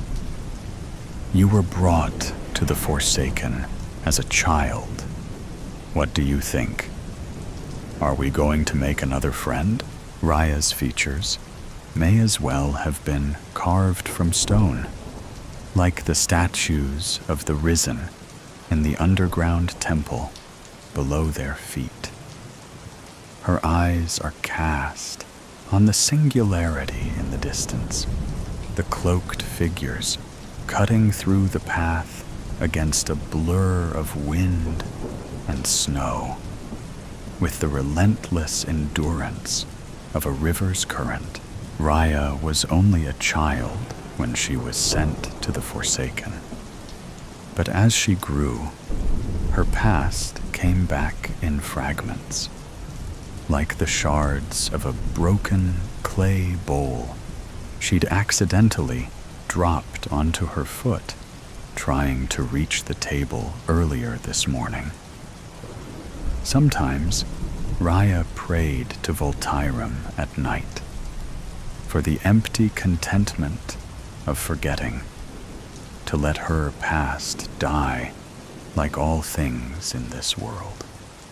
But watching the figures, she supposed that there was a certain strength to remembering and enduring that was a part of living. I remember that the nun who heard me singing and saw me floating screamed and threw a book at me. I remember crying because I was confused more than hurt. Her face falls to her woolen boots, covered in snow. I remember the thin cotton blanket that I shivered through all the way up to the mountains. I don't remember my father very much, except for the fact that he lived in a very big house and never seemed to be there. Quill squints through the haze, trying to see through the chaos of the storm. I don't see a child with them. Raya climbs atop a boulder with practiced movements, testing the heel of her boots against the stone for ice patches and peers over the edge. "I think you're right." Quill crosses his arms with false bravado. "Of course I am. They're coming for us, but not for the reason we think." Raya turns to each of them and asks them the same question. "How old are you?" Quill is 10 years old. Lilith turns 8 next week. Raya is the oldest of them, almost 11. One of them wears the white robes of a priest. They were sent to cut our throats and take our voices too. Raya abandons her perch, staggering backwards. "We're not even 16. Must have been a terrible harvest." Quill starts, before cut off by an elbow blow to his side. Lilith's voice trembles, and Raya tells herself that it is Lilith's teeth chattering from the cold, while Quill merely rubs the edges of his bony ribs. "I need to tell Mother. She'll know what to do." Word of the priest's arrival and rumors about another nulling ceremony to take the voices of the children spread through the small town of Bearclaw faster than an avalanche. The children are kept safely behind locked doors and shuttered windows, while townspeople brandish an assortment makeshift weapons: knives, pickaxes, woodcutters' axes, shovels, old potions, and spell books. By the time the travelers arrive, the townspeople are ready and waiting. The children have been instructed to stay inside, stay away from the windows and door. But the coziness of the fireplace is almost stifling compared to the tenuous, cold, bitten air. Lilith turns away from the window, her eyes damp with tears. A few moments ago, her mother had forced her to look her in the eyes and wrote that if she could not be strong for herself, she must be strong for others. Her father, who mostly grunted in response to anything she said, hugged her and wrote that he loved her. Only now, Lilith started to realize that she would need to be strong for her people if her mother wasn't there to lead them. Huddled in the corner, hugging her knees against her chest, Raya tries to press her body flat against the wall to steady her trembling frame. Her mother wrote mutterings about the trouble that youth these days seem to find. Then she had stuffed firelight potions in the bag across her chest, wrapped another coat around her shoulders, and strung an amulet around her neck. Raya rubbed the markings on the rabbit bone, hoping there would be enough magic in the amulet to protect both of them. Meanwhile, Quill fights the urge to sneeze, itchiness crawling up his throat, threatening to explode. Earlier that evening, his father had taken out a gleaming, enchanted sword from a cabinet and donned the knight's armor that he'd stolen off a rotting corpse in a cave. When his father gave Quill the dagger that he used for skinning game, he wrote for Quill to protect the girls. At first, Quill wanted to point out that Lilith had been practicing her blood song, and Raya was a gifted illusionist. But taking in the hard lines of his father's saw, cast against harsh torchlight, Quill understood. His father also expected him to protect himself, prove himself. We're no priests, and we mean you no harm. The woman's weary steps sink into the snow, too loud and soft, at the same time like the toll of church bells. Carried by the flurries of wind, Lilith's mother uses a pierce of charcoal to write on an empty page of her spellbook. Raya flinches at the groaning wooden beams of the cabin as the wind rattles the bolted shutters. Lilith inhales a deep, shaky breath, and Quill stifles his sneeze. I apologize for our deception. Only priests or knights are allowed to travel to the mountains. Tugging down the pristine, pale cowl of his cloak, the man takes a step closer. We came here to warn you that your children are in danger. Are they well? Quill's father aims the tip of sword against the man's throat. The crowd gathered in front of the gates stands unwilling, unyielding against the wind.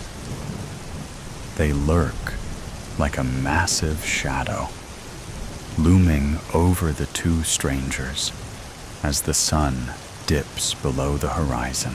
They want to take your children's ability to speak.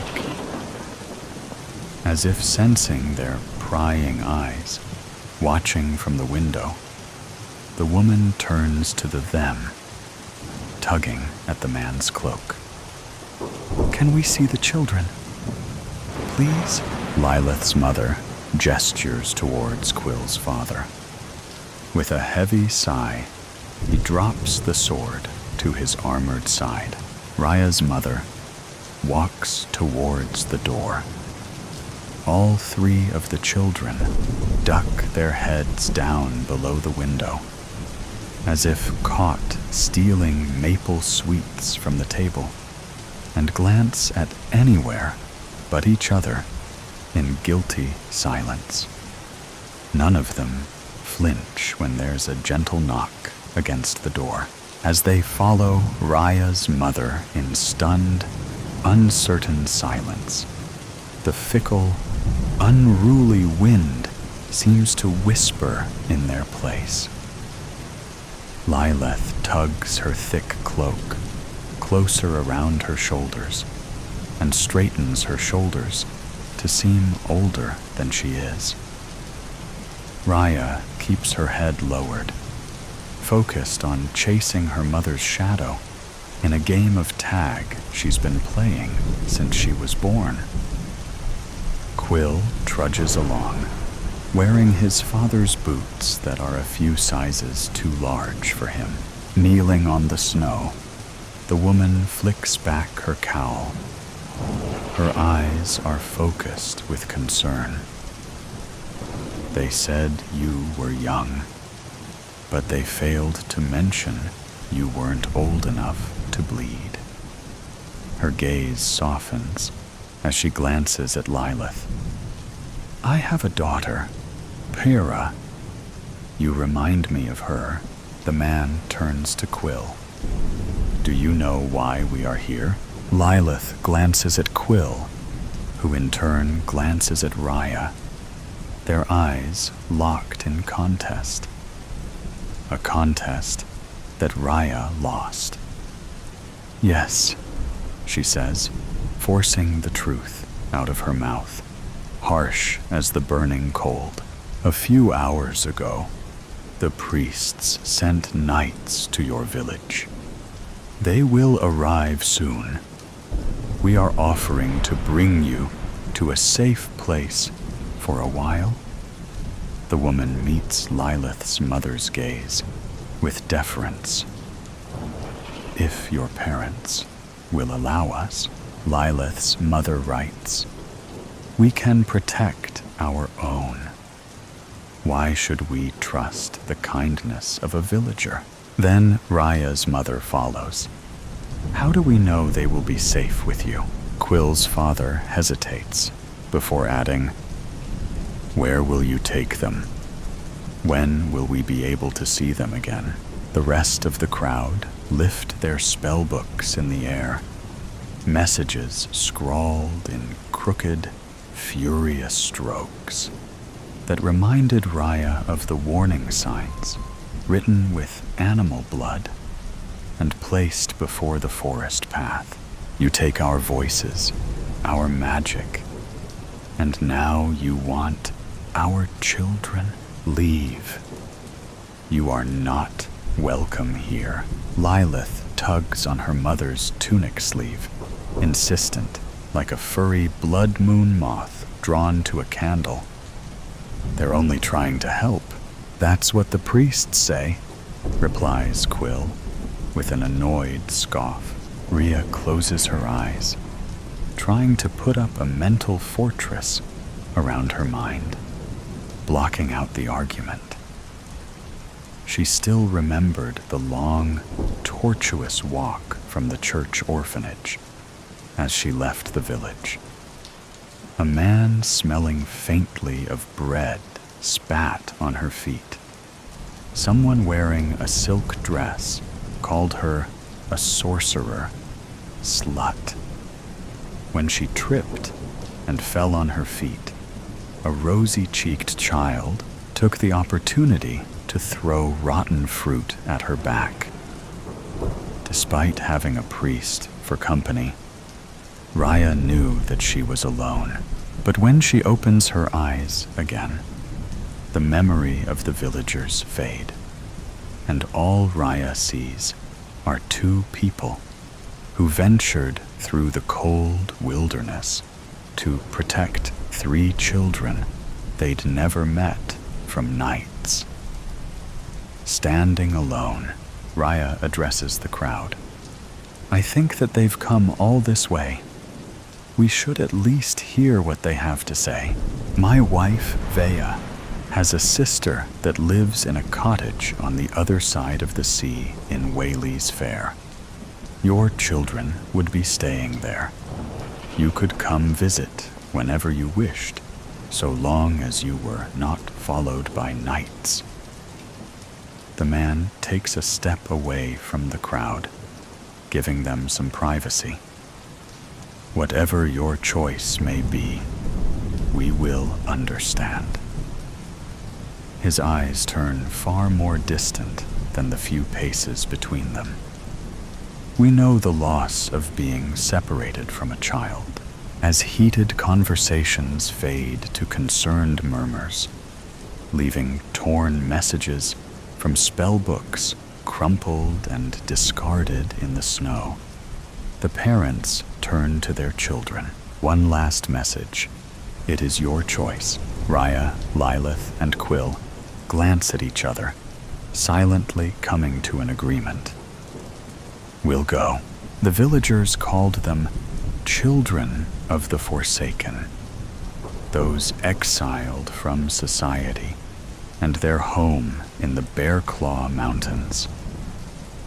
But the children called themselves the Watchers for their view of what others sometimes fail to see. To those who knew them, they were merely Raya Navarium, Lilith Skyden, and Quill Weston, the children who defied the silence of death like the Risen. The next story will begin now. Cotuit Circle. "Let's keep pretending." I whispered those 3 words with a slight slur, the buzz of 2 champagne cocktails still churning through my veins. The air was thick with that sleepy summertime vibe, bugs buzzing and crickets chirping their seasonal symphony. I tucked a copper-colored curl behind my ear and squeezed Nick's hand tighter as we strolled through the canopied streets, the golden sunlight still warm on our shoulders. At dinner, we had joked about being rich retirees just stopping for a quick bite before returning to our yacht for a summer soiree. Sweetheart, you can be whoever you want to be. Nick grinned, slowing down his lanky stride to steady my swaying steps. In fact, I have a surprise for you. Follow me. We interlaced our fingers and ascended the hill towards Cotuit Circle. Backed by a ridge of evergreen, the house stood out amongst the newly renovated mansions, its creamy white woodwork and deep sage trim, a charming reflection of timeless architecture. Despite being worn and weathered, the house seemed to boast of its own importance, like a royal battleship returning from war. The setting sunlight sparkled off the towering, tapered windows that flanked each side of the entryway. Fragrant honeysuckle climbed the porch railings in intricate swirls, weaving in, out, and around each delicately carved post. I ran my fingers along the smooth address welded into the bars of the gate. 3-5-4 Cotuit Circle.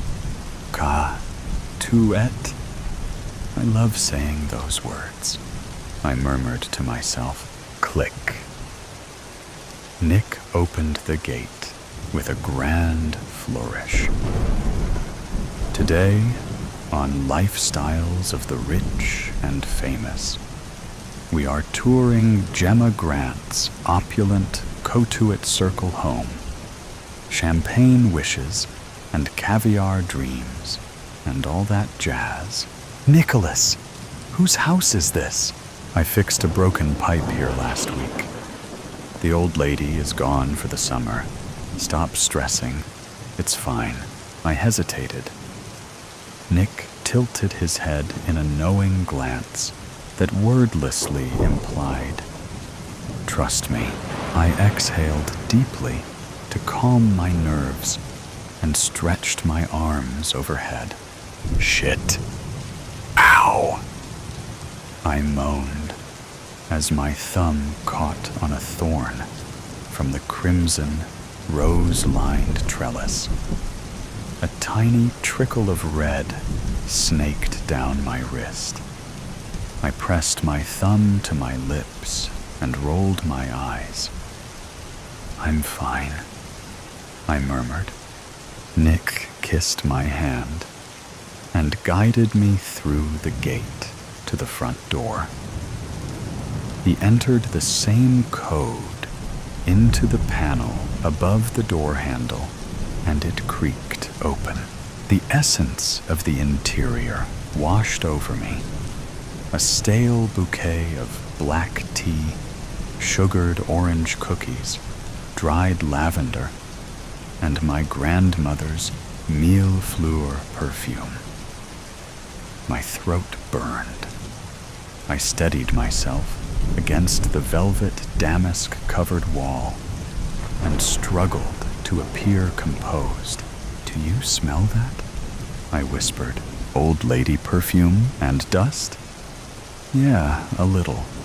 We can leave if you're nervous, but I swear no one is here. I shook my head and hurriedly wiped my watery eyes.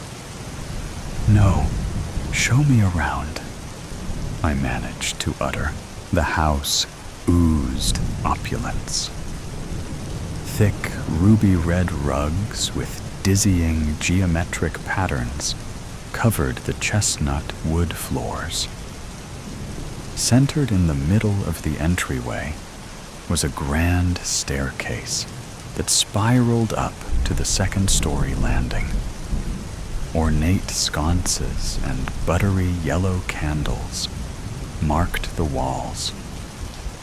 I ran my hand along the carved banister and watched the closing streaks of golden sunlight glitter down through the narrow windows. The central parlor overflowed with collectibles, built-in bookcases full of gold leaf books, decorative lamps, and miniature figurines.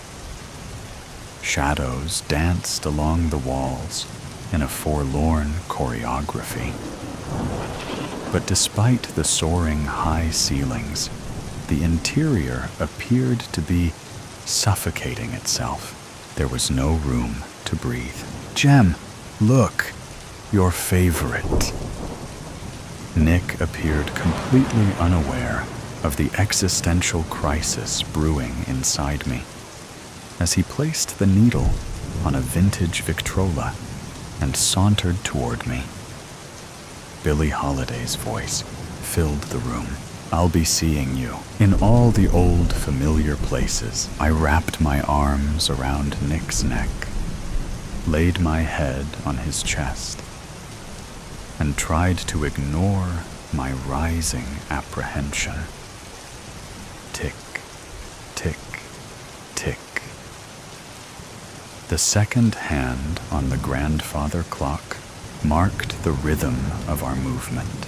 "I am so pleased you've arrived," a voice rang out. As the record player screeched to a stop, I froze. The known voice resonated deep within me. A gaunt, withered hand delicately placed the record needle to the side. The woman's frail body was stooped over like a wilting blossom.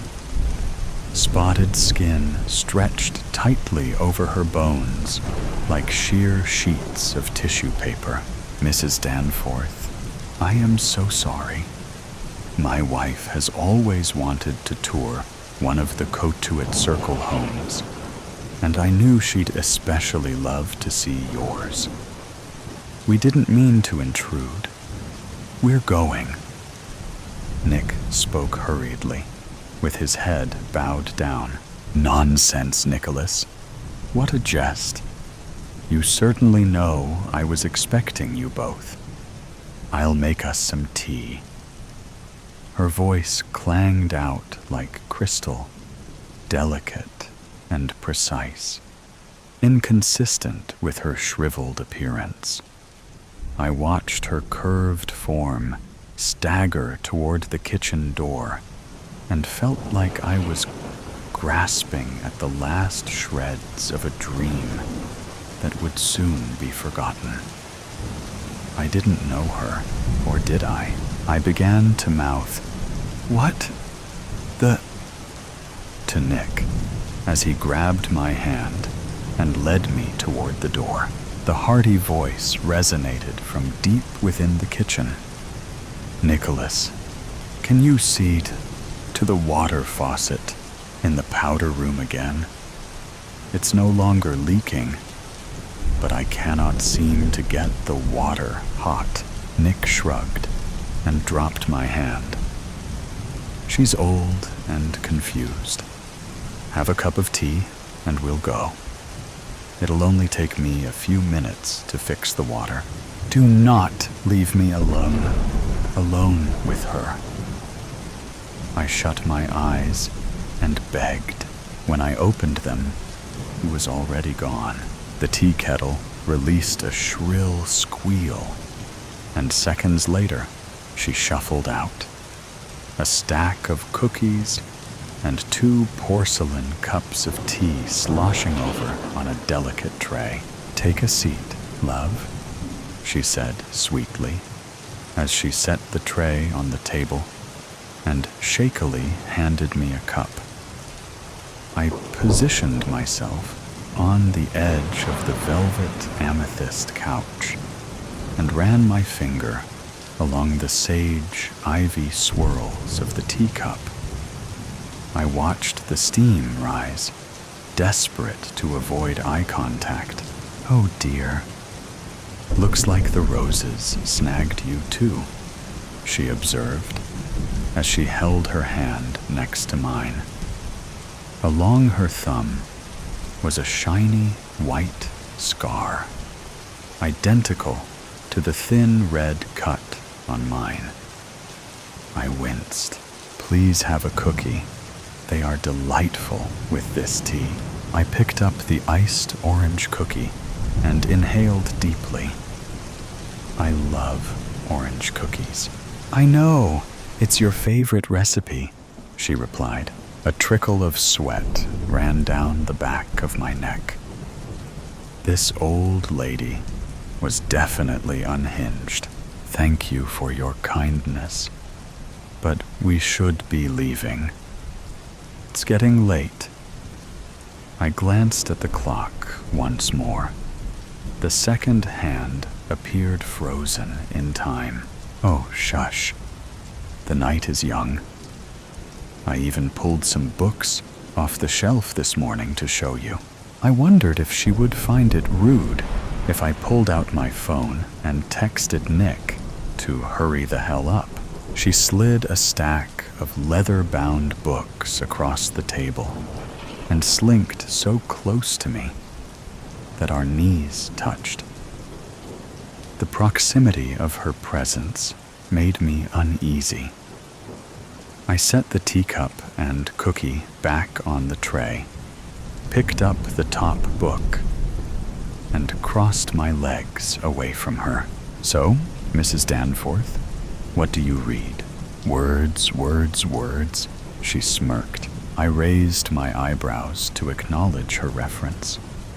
My mind flooded with long-forgotten quotes. There is nothing either good or bad, but thinking makes it so. I opened the book. Oh, this is a photo album. Is this you and your family? My shoulders relaxed as I slowly turned the pages. The photos all had the same muted rust color that designated the passage of time. The images captured a variety of milestones: lake vacations, ski trips, vintage cars, graduations, and birthday parties. Smiling, happy people. Yes, dear. Long before I lived here on Cotuit Circle. Cotuit. I love saying those words, she mused. Her unnerving remark made me shiver. I set the album on the table and stood to find Nick, but something caught my eye. The album opened to an entire page of a little girl in lavender-striped pajamas, copper-colored curls. I leaned down and flipped the pages faster and faster. The little girl appeared everywhere. Her first day of school, the day she got her ears pierced, the time she fell out of a tree and fractured her wrist. The little girl was me. The saccharine voice soured into a hoarse whisper. Let's keep pretending. We think it's over, but in fact, it's just begun.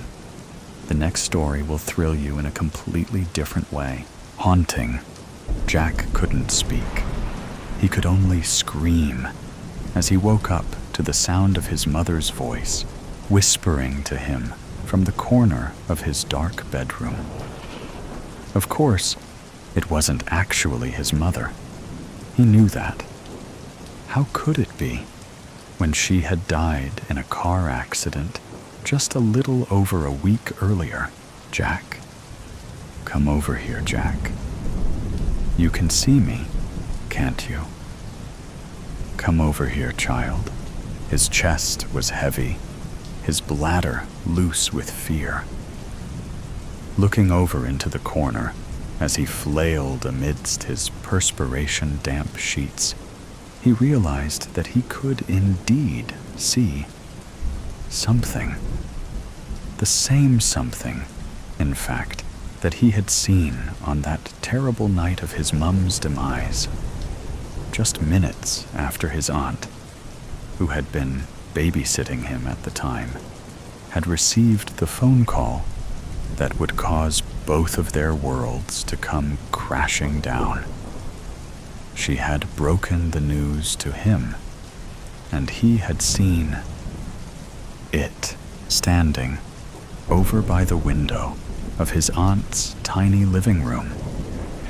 It had been at the funeral too, and now here it was again, invading the privacy of his bedroom this time, lurking in the corner, watching him, taunting him by speaking with his dead mother's voice.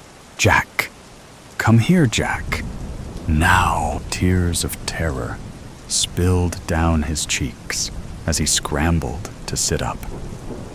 His gaze was fixed upon the corner, on the hulking, dark outline of a man who stood there, wide and tall, so tall that its head almost brushed the ceiling. It had no face, no features.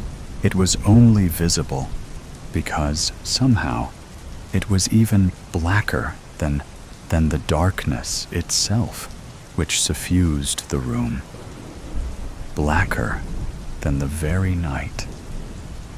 How could that be?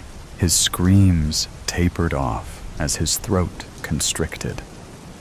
From elsewhere in the house, he could hear the sound of frantic movements. His aunt had clearly been roused by his yells. Her footsteps raced across the landing, old floorboards groaning loudly. "I'll return, Jack. You can't avoid me forever." His mother's voice hissed quietly. The thing then scuttled, spider-like, across to the wall, and then through it, as though no barrier existed at all, as though the laws of physical matter simply did not matter to it one bit. The thing disappeared from his sight just as the bedroom door was flung open and the light snapped on to dazzle him with its bright glare. "Jack, Jack, are you all right?" His Aunt Alice stood there, looking pale and startled. Her resemblance to his mum, as always these days, struck him like a dagger through the heart. They had the same raven hair, just as he did himself, the same ice blue eyes, same sharp cheekbones, same thin lips. His mother's now stilled forever, whilst his aunt's were pinched in a worried frown as she approached the bed where he lay. "Sweetheart, what is it? Did you have a bad dream?" He shook his head. It was bad, all right, but it was no dream.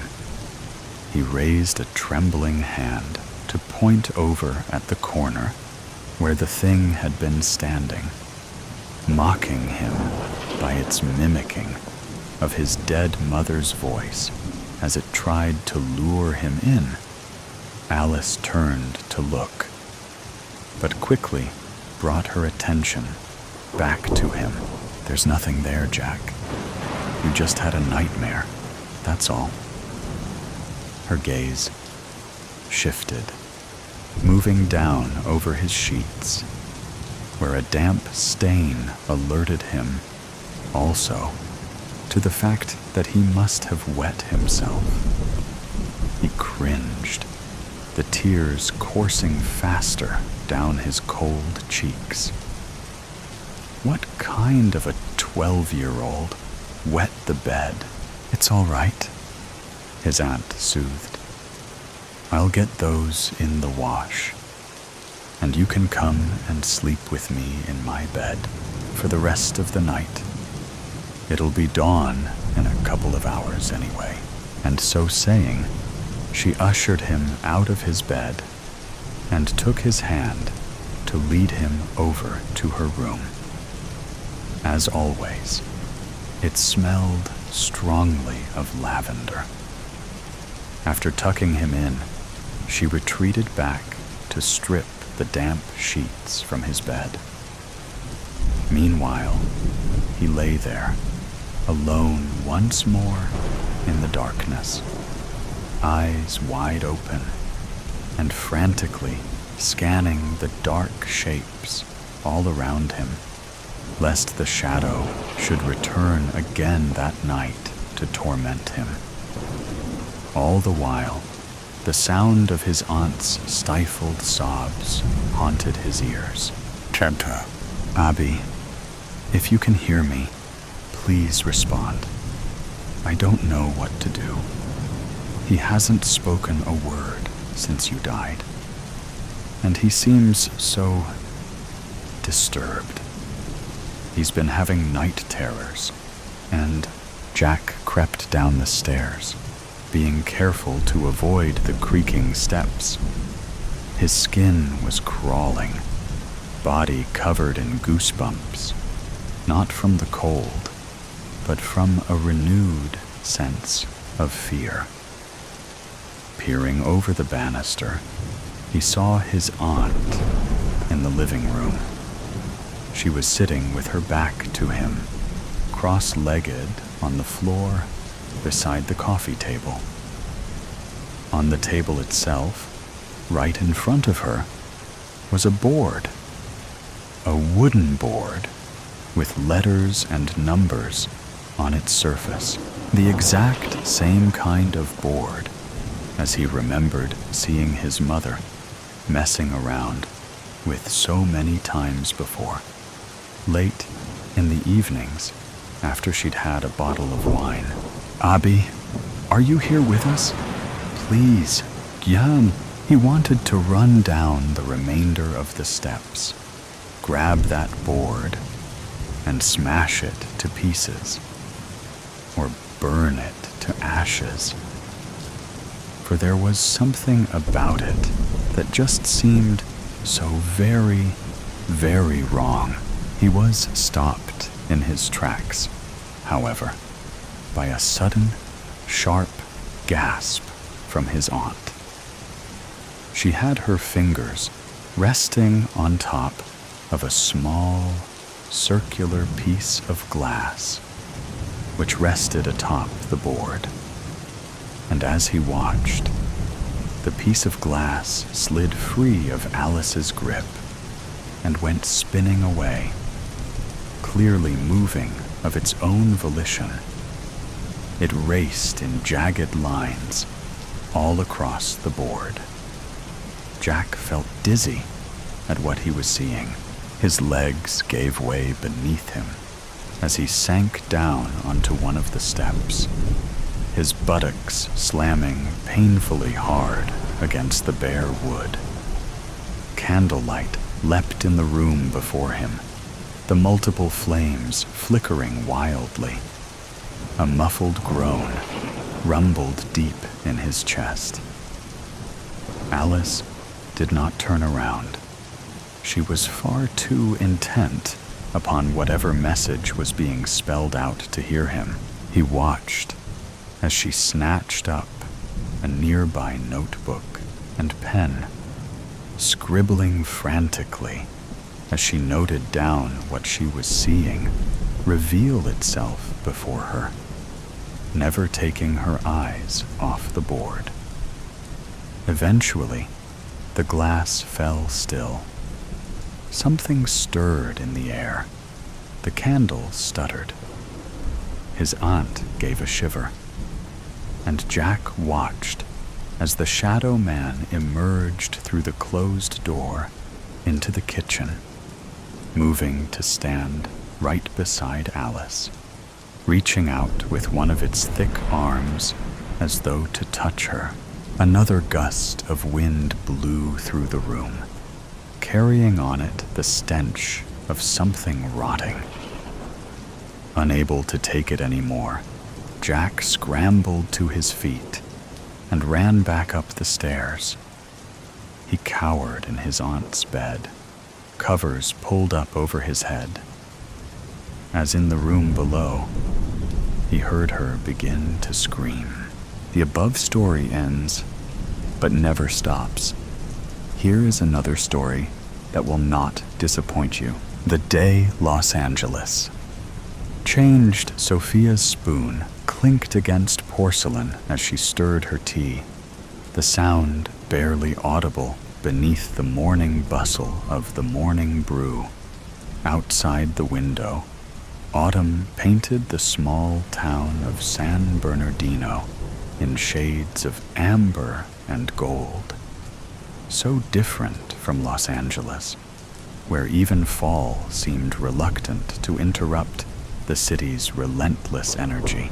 "You're stirring that tea to death," her mother observed, eyes crinkling with gentle humor. "Still not sleeping well?" Sophia looked up, caught in the act. Serenity Williams had always possessed an uncanny ability to read her daughter, even as cancer steadily claimed her strength. Today was a good day. Her mother sat upright without assistance, her silver-streaked hair neatly combed, her smile warm despite the hollowness in her cheeks. "Claire's having nightmares again," Sophia admitted. "And Mark's firm is restructuring, which means longer hours. I'm not sure this was the right time to visit, even for a weekend." Serenity reached across the table, her hand light but steady as it covered Sophia's. "There's never a perfect time for anything important. You're here now. That's what matters." The cafe hummed around them, baristas calling out orders, the espresso machine hissing, customers tapping away at their laptops or scrolling through their phones. On a wall-mounted television, the morning news rolled through its predictable cycle. Political tensions, economic forecasts, celebrity gossip. The scent of fresh coffee and baked goods wrapped around them like a familiar blanket. "Tell me more about Claire's school play," Serenity prompted, taking a careful sip from her cup. "You said she landed the lead role?" Sophia's face brightened. "She's playing Dorothy in The Wizard of Oz. You should see her practicing Somewhere Over the Rainbow around the house. Mark recorded her last rehearsal. I can show you." Her words trailed off as the cafe's television caught her attention. The news had switched to a traffic helicopter shot over Los Angeles. A routine segment showing the morning gridlock. The reporter's voice carried over footage of the 405 freeway, mentioning construction delays near Westwood, where Mark worked. Expect those delays to continue through the afternoon rush hour. Alternative routes are advised for. The screen flashed white. For a fraction of a second, Sophia thought it was a technical glitch. Then the blinding light resolved into something else, as two massive fireballs erupted over the Los Angeles skyline, twin terrifying mushroom clouds climbing into the atmosphere.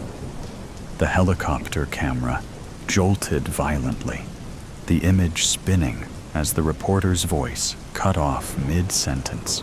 Static. Then blackness. The morning brew fell silent. Every conversation halted mid-word. Every movement suspended. For 3 long seconds, no one breathed. Sophia felt the world contract to a pinpoint. Sophia let slip a tiny gasp. Her coffee cup slipped from nerveless fingers, shattering against the floor. But she couldn't hear it. All she could see was that burning flower blossoming over her home, over Mark, over Claire. Sophia, her mother's voice seemed to come from miles away. Sophia, look at me. Sophia couldn't move, couldn't blink. At a loss for words, her body had turned to stone while her mind screamed. Around them, the stunned silence fractured. Someone gasped. A man at the counter swore loudly. A barista fumbled for the remote control, frantically changing channels. Each station showed variations of the same nightmare: emergency broadcasts, confused anchors, footage of the explosion from different angles. What appears to be at least 2 nuclear detonations over Los Angeles. No official statement yet from authorities, advising all residents to shelter in place. Sophia's phone vibrated in her pocket. Her heart leapt. Mark? Claire? But when she pulled it out with trembling fingers, the screen displayed only an emergency alert. National emergency declared. Shelter in place. Await further instructions. She stared at the message, its cold, bureaucratic tone at odds with the catastrophe unfolding. Desperately, she tried calling Mark's number. Nothing. She tried Claire's phone. Nothing again. Each attempt met with the same automated message. All circuits are currently busy. Please try your call again later. That sterile, mechanical voice seemed to mock her panic. All circuits busy. As if this were just another holiday, with too many calls being placed at once. As if her world hadn't just collapsed into ash. Around them, the cafe erupted into chaos. People scrambled for phones, for exits, for any semblance of control. A businessman shouted into his dead cell about evacuations. A college student sobbed openly into her hands. The barista continued flipping channels frantically, as if one might suddenly offer reassurance. Is it just LA? Someone demanded. Are there other cities? My sister's in San Diego, a woman cried. She's not answering. The terrorists might have finally developed a nuke. No, it's gotta be an accident. Nuclear war, man. The Chinese, the Russians. Outside, ancient, long disused air raid sirens began to wail. Through the window, Sophia could see people rushing down the sidewalks, some toward their cars, others seemingly without direction. A police cruiser sped past, lights flashing. Sophia's thoughts whirled like debris in a tornado. Mark and Claire, 12 miles from downtown Los Angeles. Was that close enough to the blasts? Had Mark gotten to Claire's school in time? Were they trying to leave the city or shelter in place? The questions multiplied, each more terrifying than the last. The spell binding Sophia's tongue broke, and she could finally speak. "I have to go back," she whispered, then louder. "I have to go back to LA." Her mother's grip tightened around her wrist. "Sophia, breathe. Think. They need me." Panic clawed at Sophia's throat. "I need to find them." "Look at the TV," Serenity said firmly. Look, the television now showed aerial footage of highways leading out of Los Angeles. Gridlock, unlike anything Sophia had ever seen. Thousands of vehicles at a standstill, some abandoned as people continued on foot. The military conspicuously absent from every possible scene, advising against attempting to enter the Los Angeles metro area. Radiation concerns as far as 40 miles from the blast sites. National Guard has been activated. Sophia's phone buzzed again with the same emergency alert. National emergency declared. Shelter in place. Await further instructions. "I can't just sit here," Sophia hissed, tears finally breaking through her shock. "Mom, I can't." Serenity pulled herself up straighter, summoning strength that shouldn't have been possible in her frail body. When she spoke, her voice cut through the cafe's panic with surprising authority. "Listen to me, Sophia Ayala Williams. Your fear wants you to run, but running blind is how people get killed in disasters." She took Sophia's trembling hands in hers.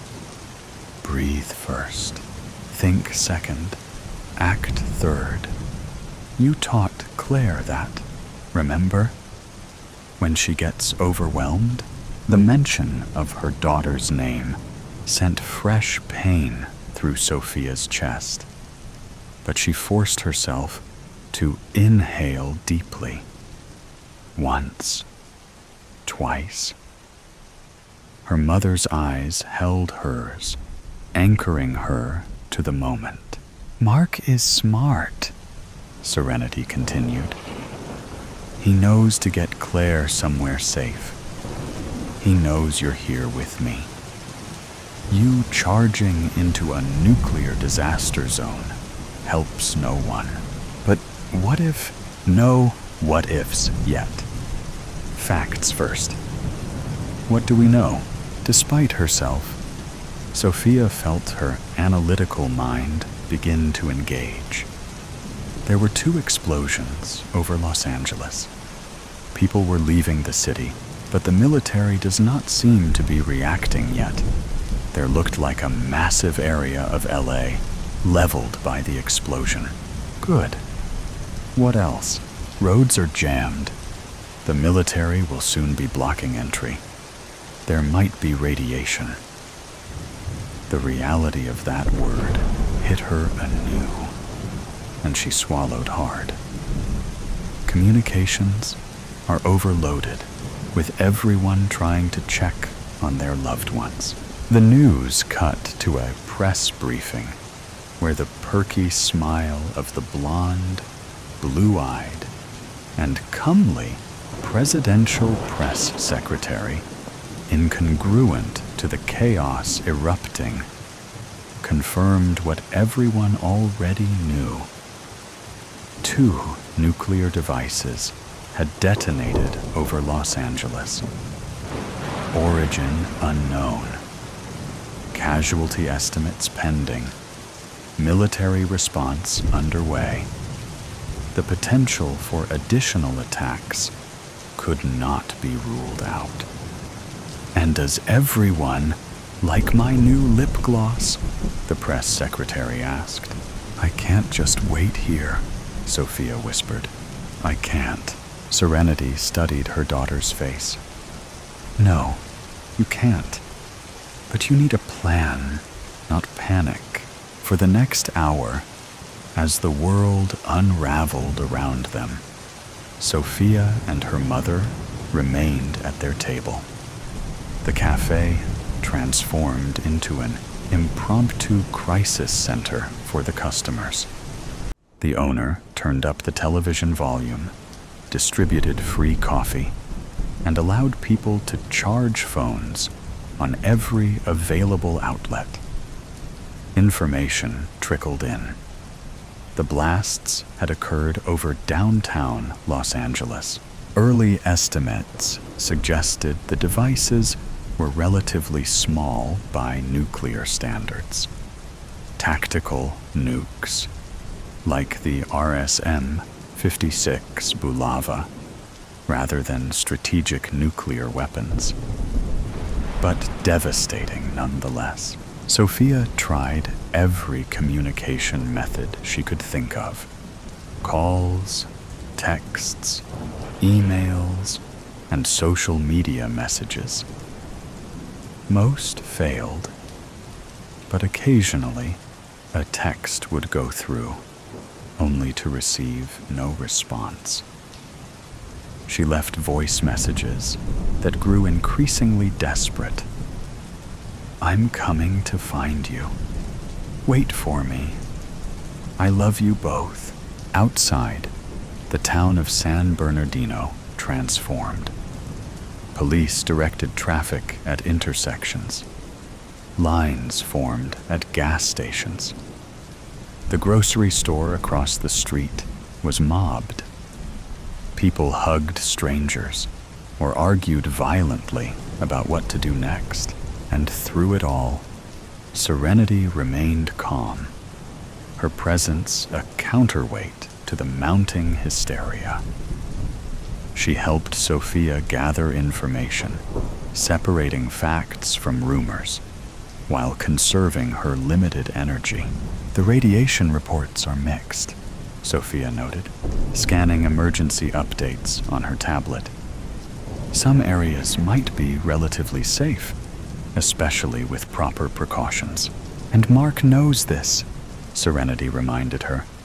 He'll get Claire to safety if he can. If he can. The words hung between them, unaddressed. By mid-afternoon, Sophia had made her decision. She would return to Los Angeles, not in blind panic, but with purpose and preparation. Her mother didn't try to dissuade her. She recognized the determination in her daughter's eyes. I'll be back for you, Sophia promised, as she prepared to leave. Once I find them, we'll all come back here. Serenity smiled sadly. I know you will. She pressed something into Sophia's hand, a small silver locket containing a family photo. For luck, the drive that should have taken over an hour stretched before Sophia like an impossible gauntlet. Roads would be clogged. Gas might be scarce. And at the end waited either reunion or devastation. I love you, Mom, she whispered, embracing Serenity carefully, conscious of her fragility. Find them, Serenity replied simply. Be smart. Be safe. As Sophia's car pulled away from the morning brew, Serenity Williams watched from the window. Sophia touched her fingers to the glass in silent farewell, praying that her mother, Serenity, and her daughter, Claire, would forgive her for the choice she'd been forced to make today. Between the mother who was dying and the family who might already be gone. The afternoon shadows grew long as Sophia's car raced along the westbound interstate back to Los Angeles.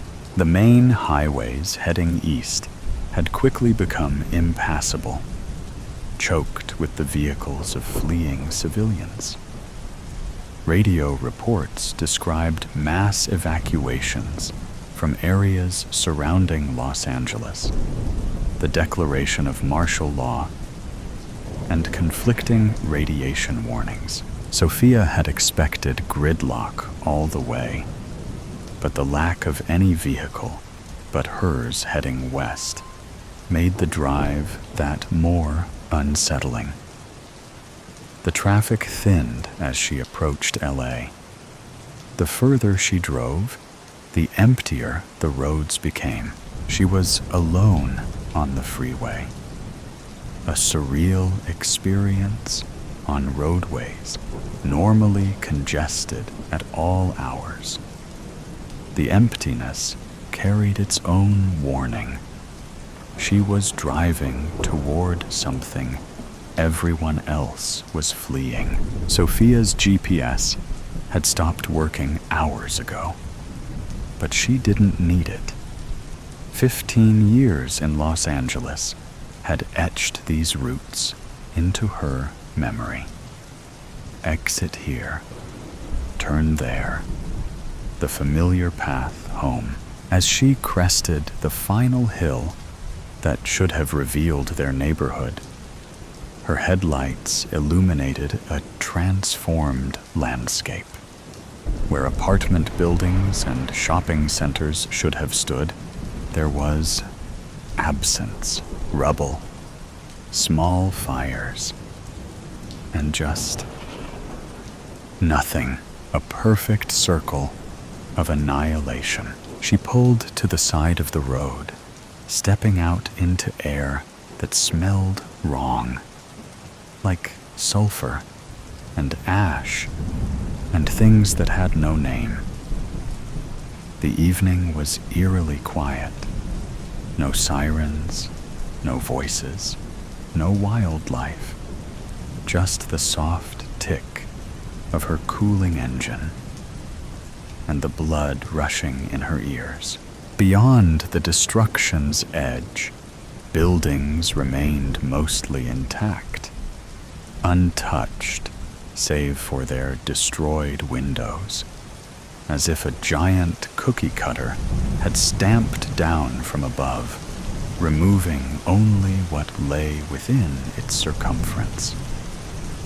Their apartment had been 3 blocks inside what was now emptiness. Sophia walked forward in a daze, approaching the edge of obliteration.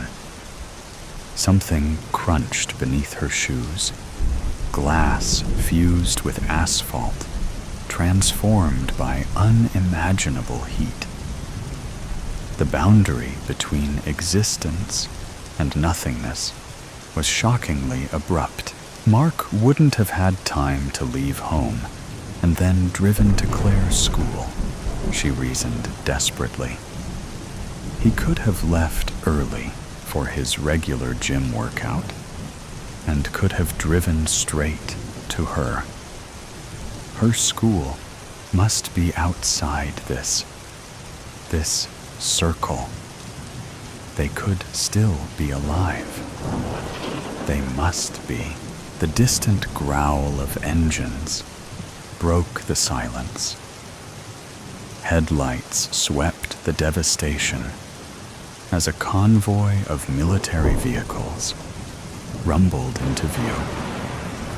Camp Pendleton Marines, in full hazmat gear, disembarked, moving with half-practiced efficiency.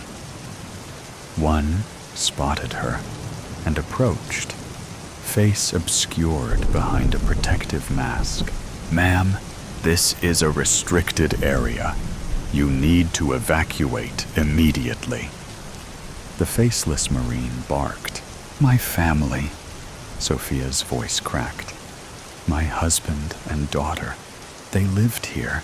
The soldier's posture remained tense and rigid, clearly on edge. "I'm sorry, ma'am. There were no survivors. within the blast radius. Radiation levels here are dangerous. We need to leave now. But they might not have been home, she insisted. My daughter's school? It must be outside the blast radius. My husband might have... Ma'am? The soldier cut her off, not unkindly. Secondary evacuation sites have been established for survivors. Check there, but you can't stay here. It isn't safe. As if to emphasize his point, a radiation detector at his belt emitted a persistent clicking that grew faster as they stood talking. Where? She demanded.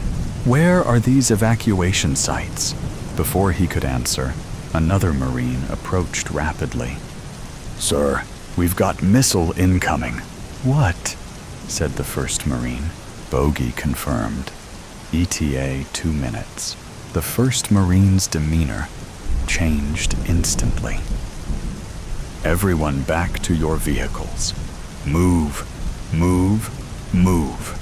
Around them, the unit scrambled into motion, abandoning whatever task had brought them to ground zero.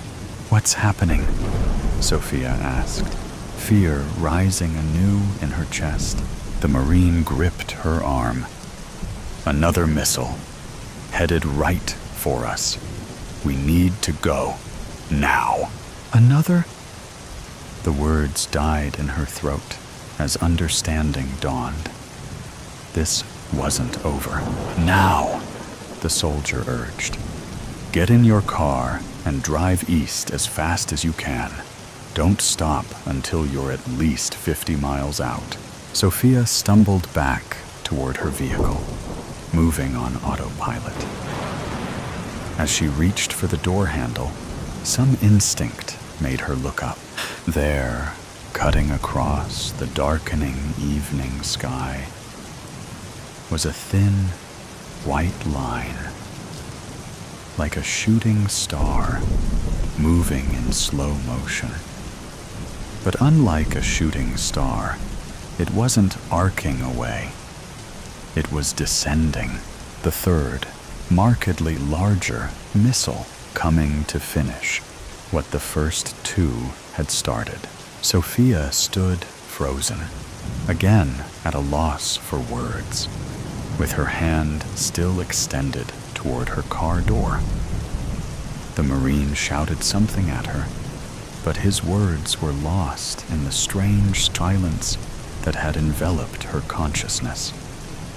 She watched the white line grow brighter and tracked its inevitable path toward the ruined city, toward her. In that moment, Sophia understood with perfect clarity what her mother had tried to teach her that morning. Some forces were beyond human control.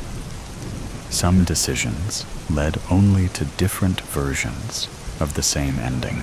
She thought of Mark and Claire.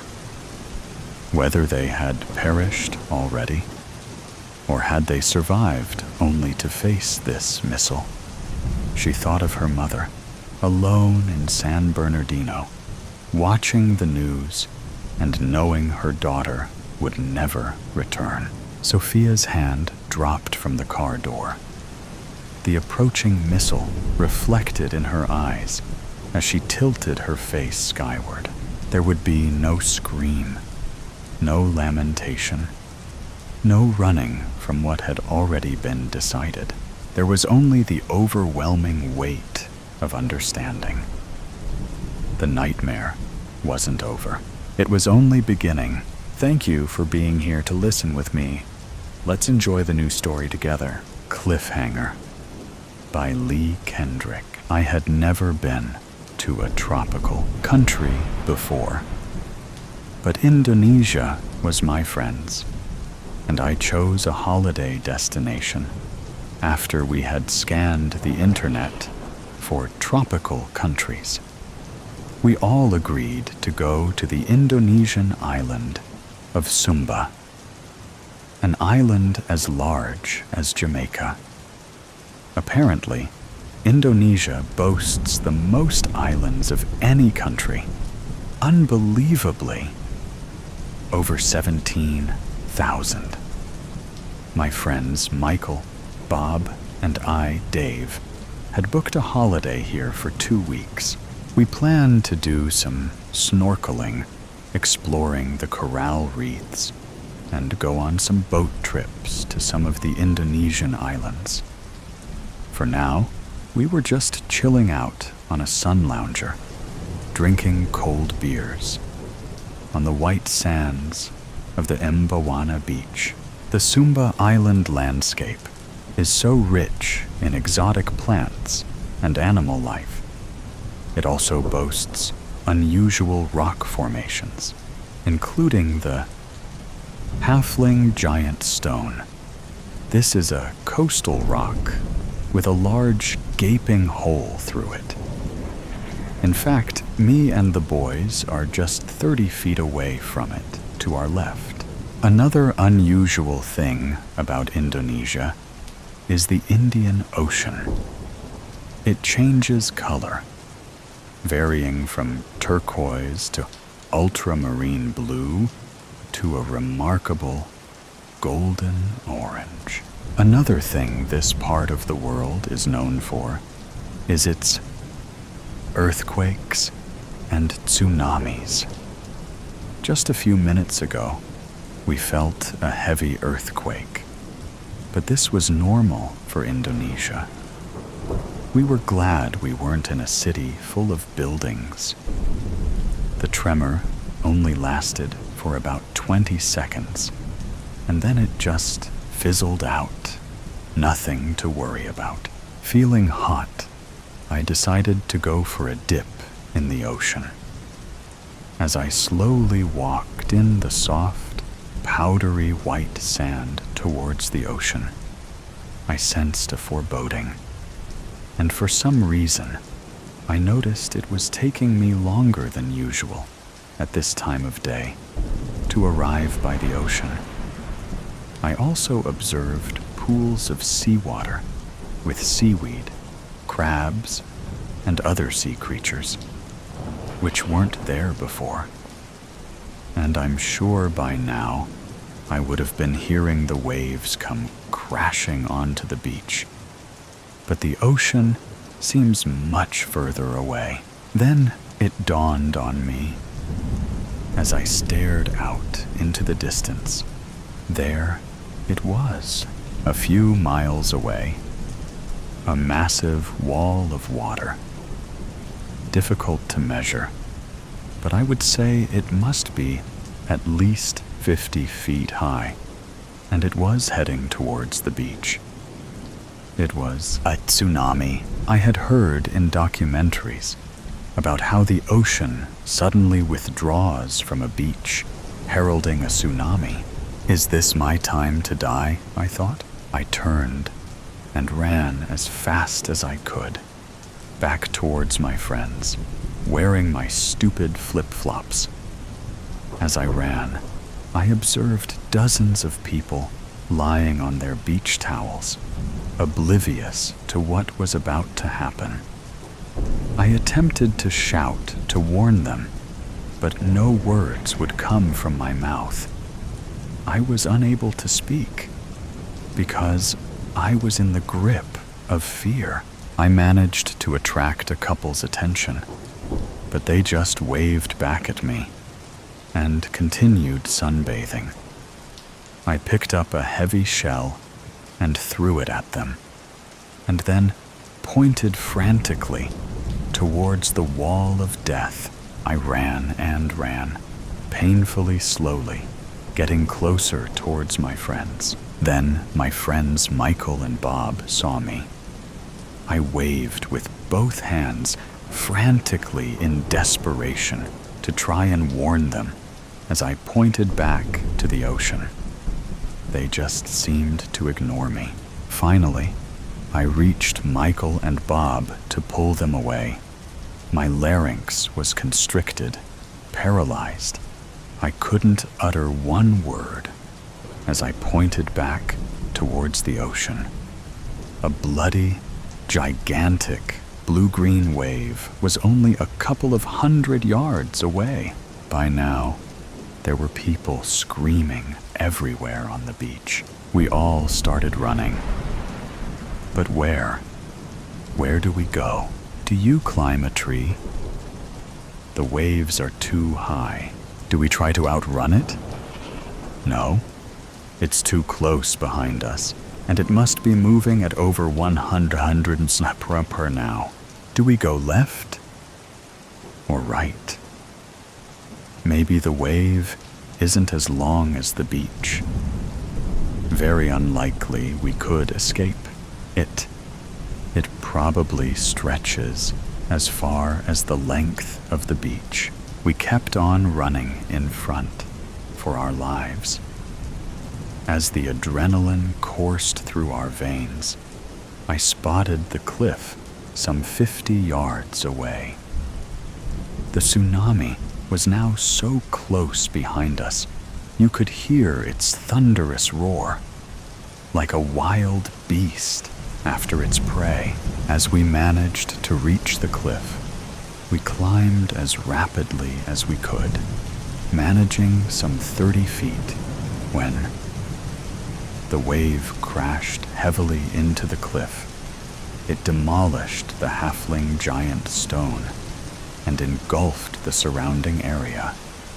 The beach had been swallowed up, and the ocean continued to climb, moving closer towards us. This wild beast wasn't done until it caught up with us, all three of us now exhausted and, like a gazelle, tired out with all its energy, spent. It was ready to drop and resign its fate to the beast chasing after it. I knew it was just only seconds away before the wave would claim me and my two friends. Suddenly, my heart stopped beating. To my horror, I was unable to lift my leg up to a ledge. It had got entangled in some plant's tendrils. Bob and Michael were too busy escaping to not notice me in trouble. The water was now up to my ankles as I frantically moved my foot to budge it free. The boat just wouldn't move. By now, I resigned to the fact that I was going to drown.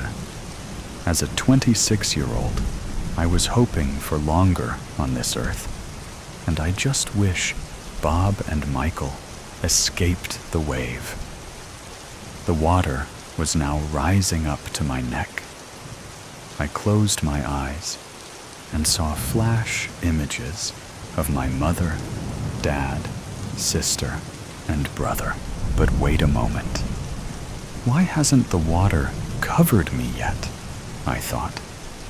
The next thing I noticed was the water level was going down. It was now down to my feet, and I was able now to budge my foot free. The water was drawing slowly away, down to where the ocean and beach would normally meet.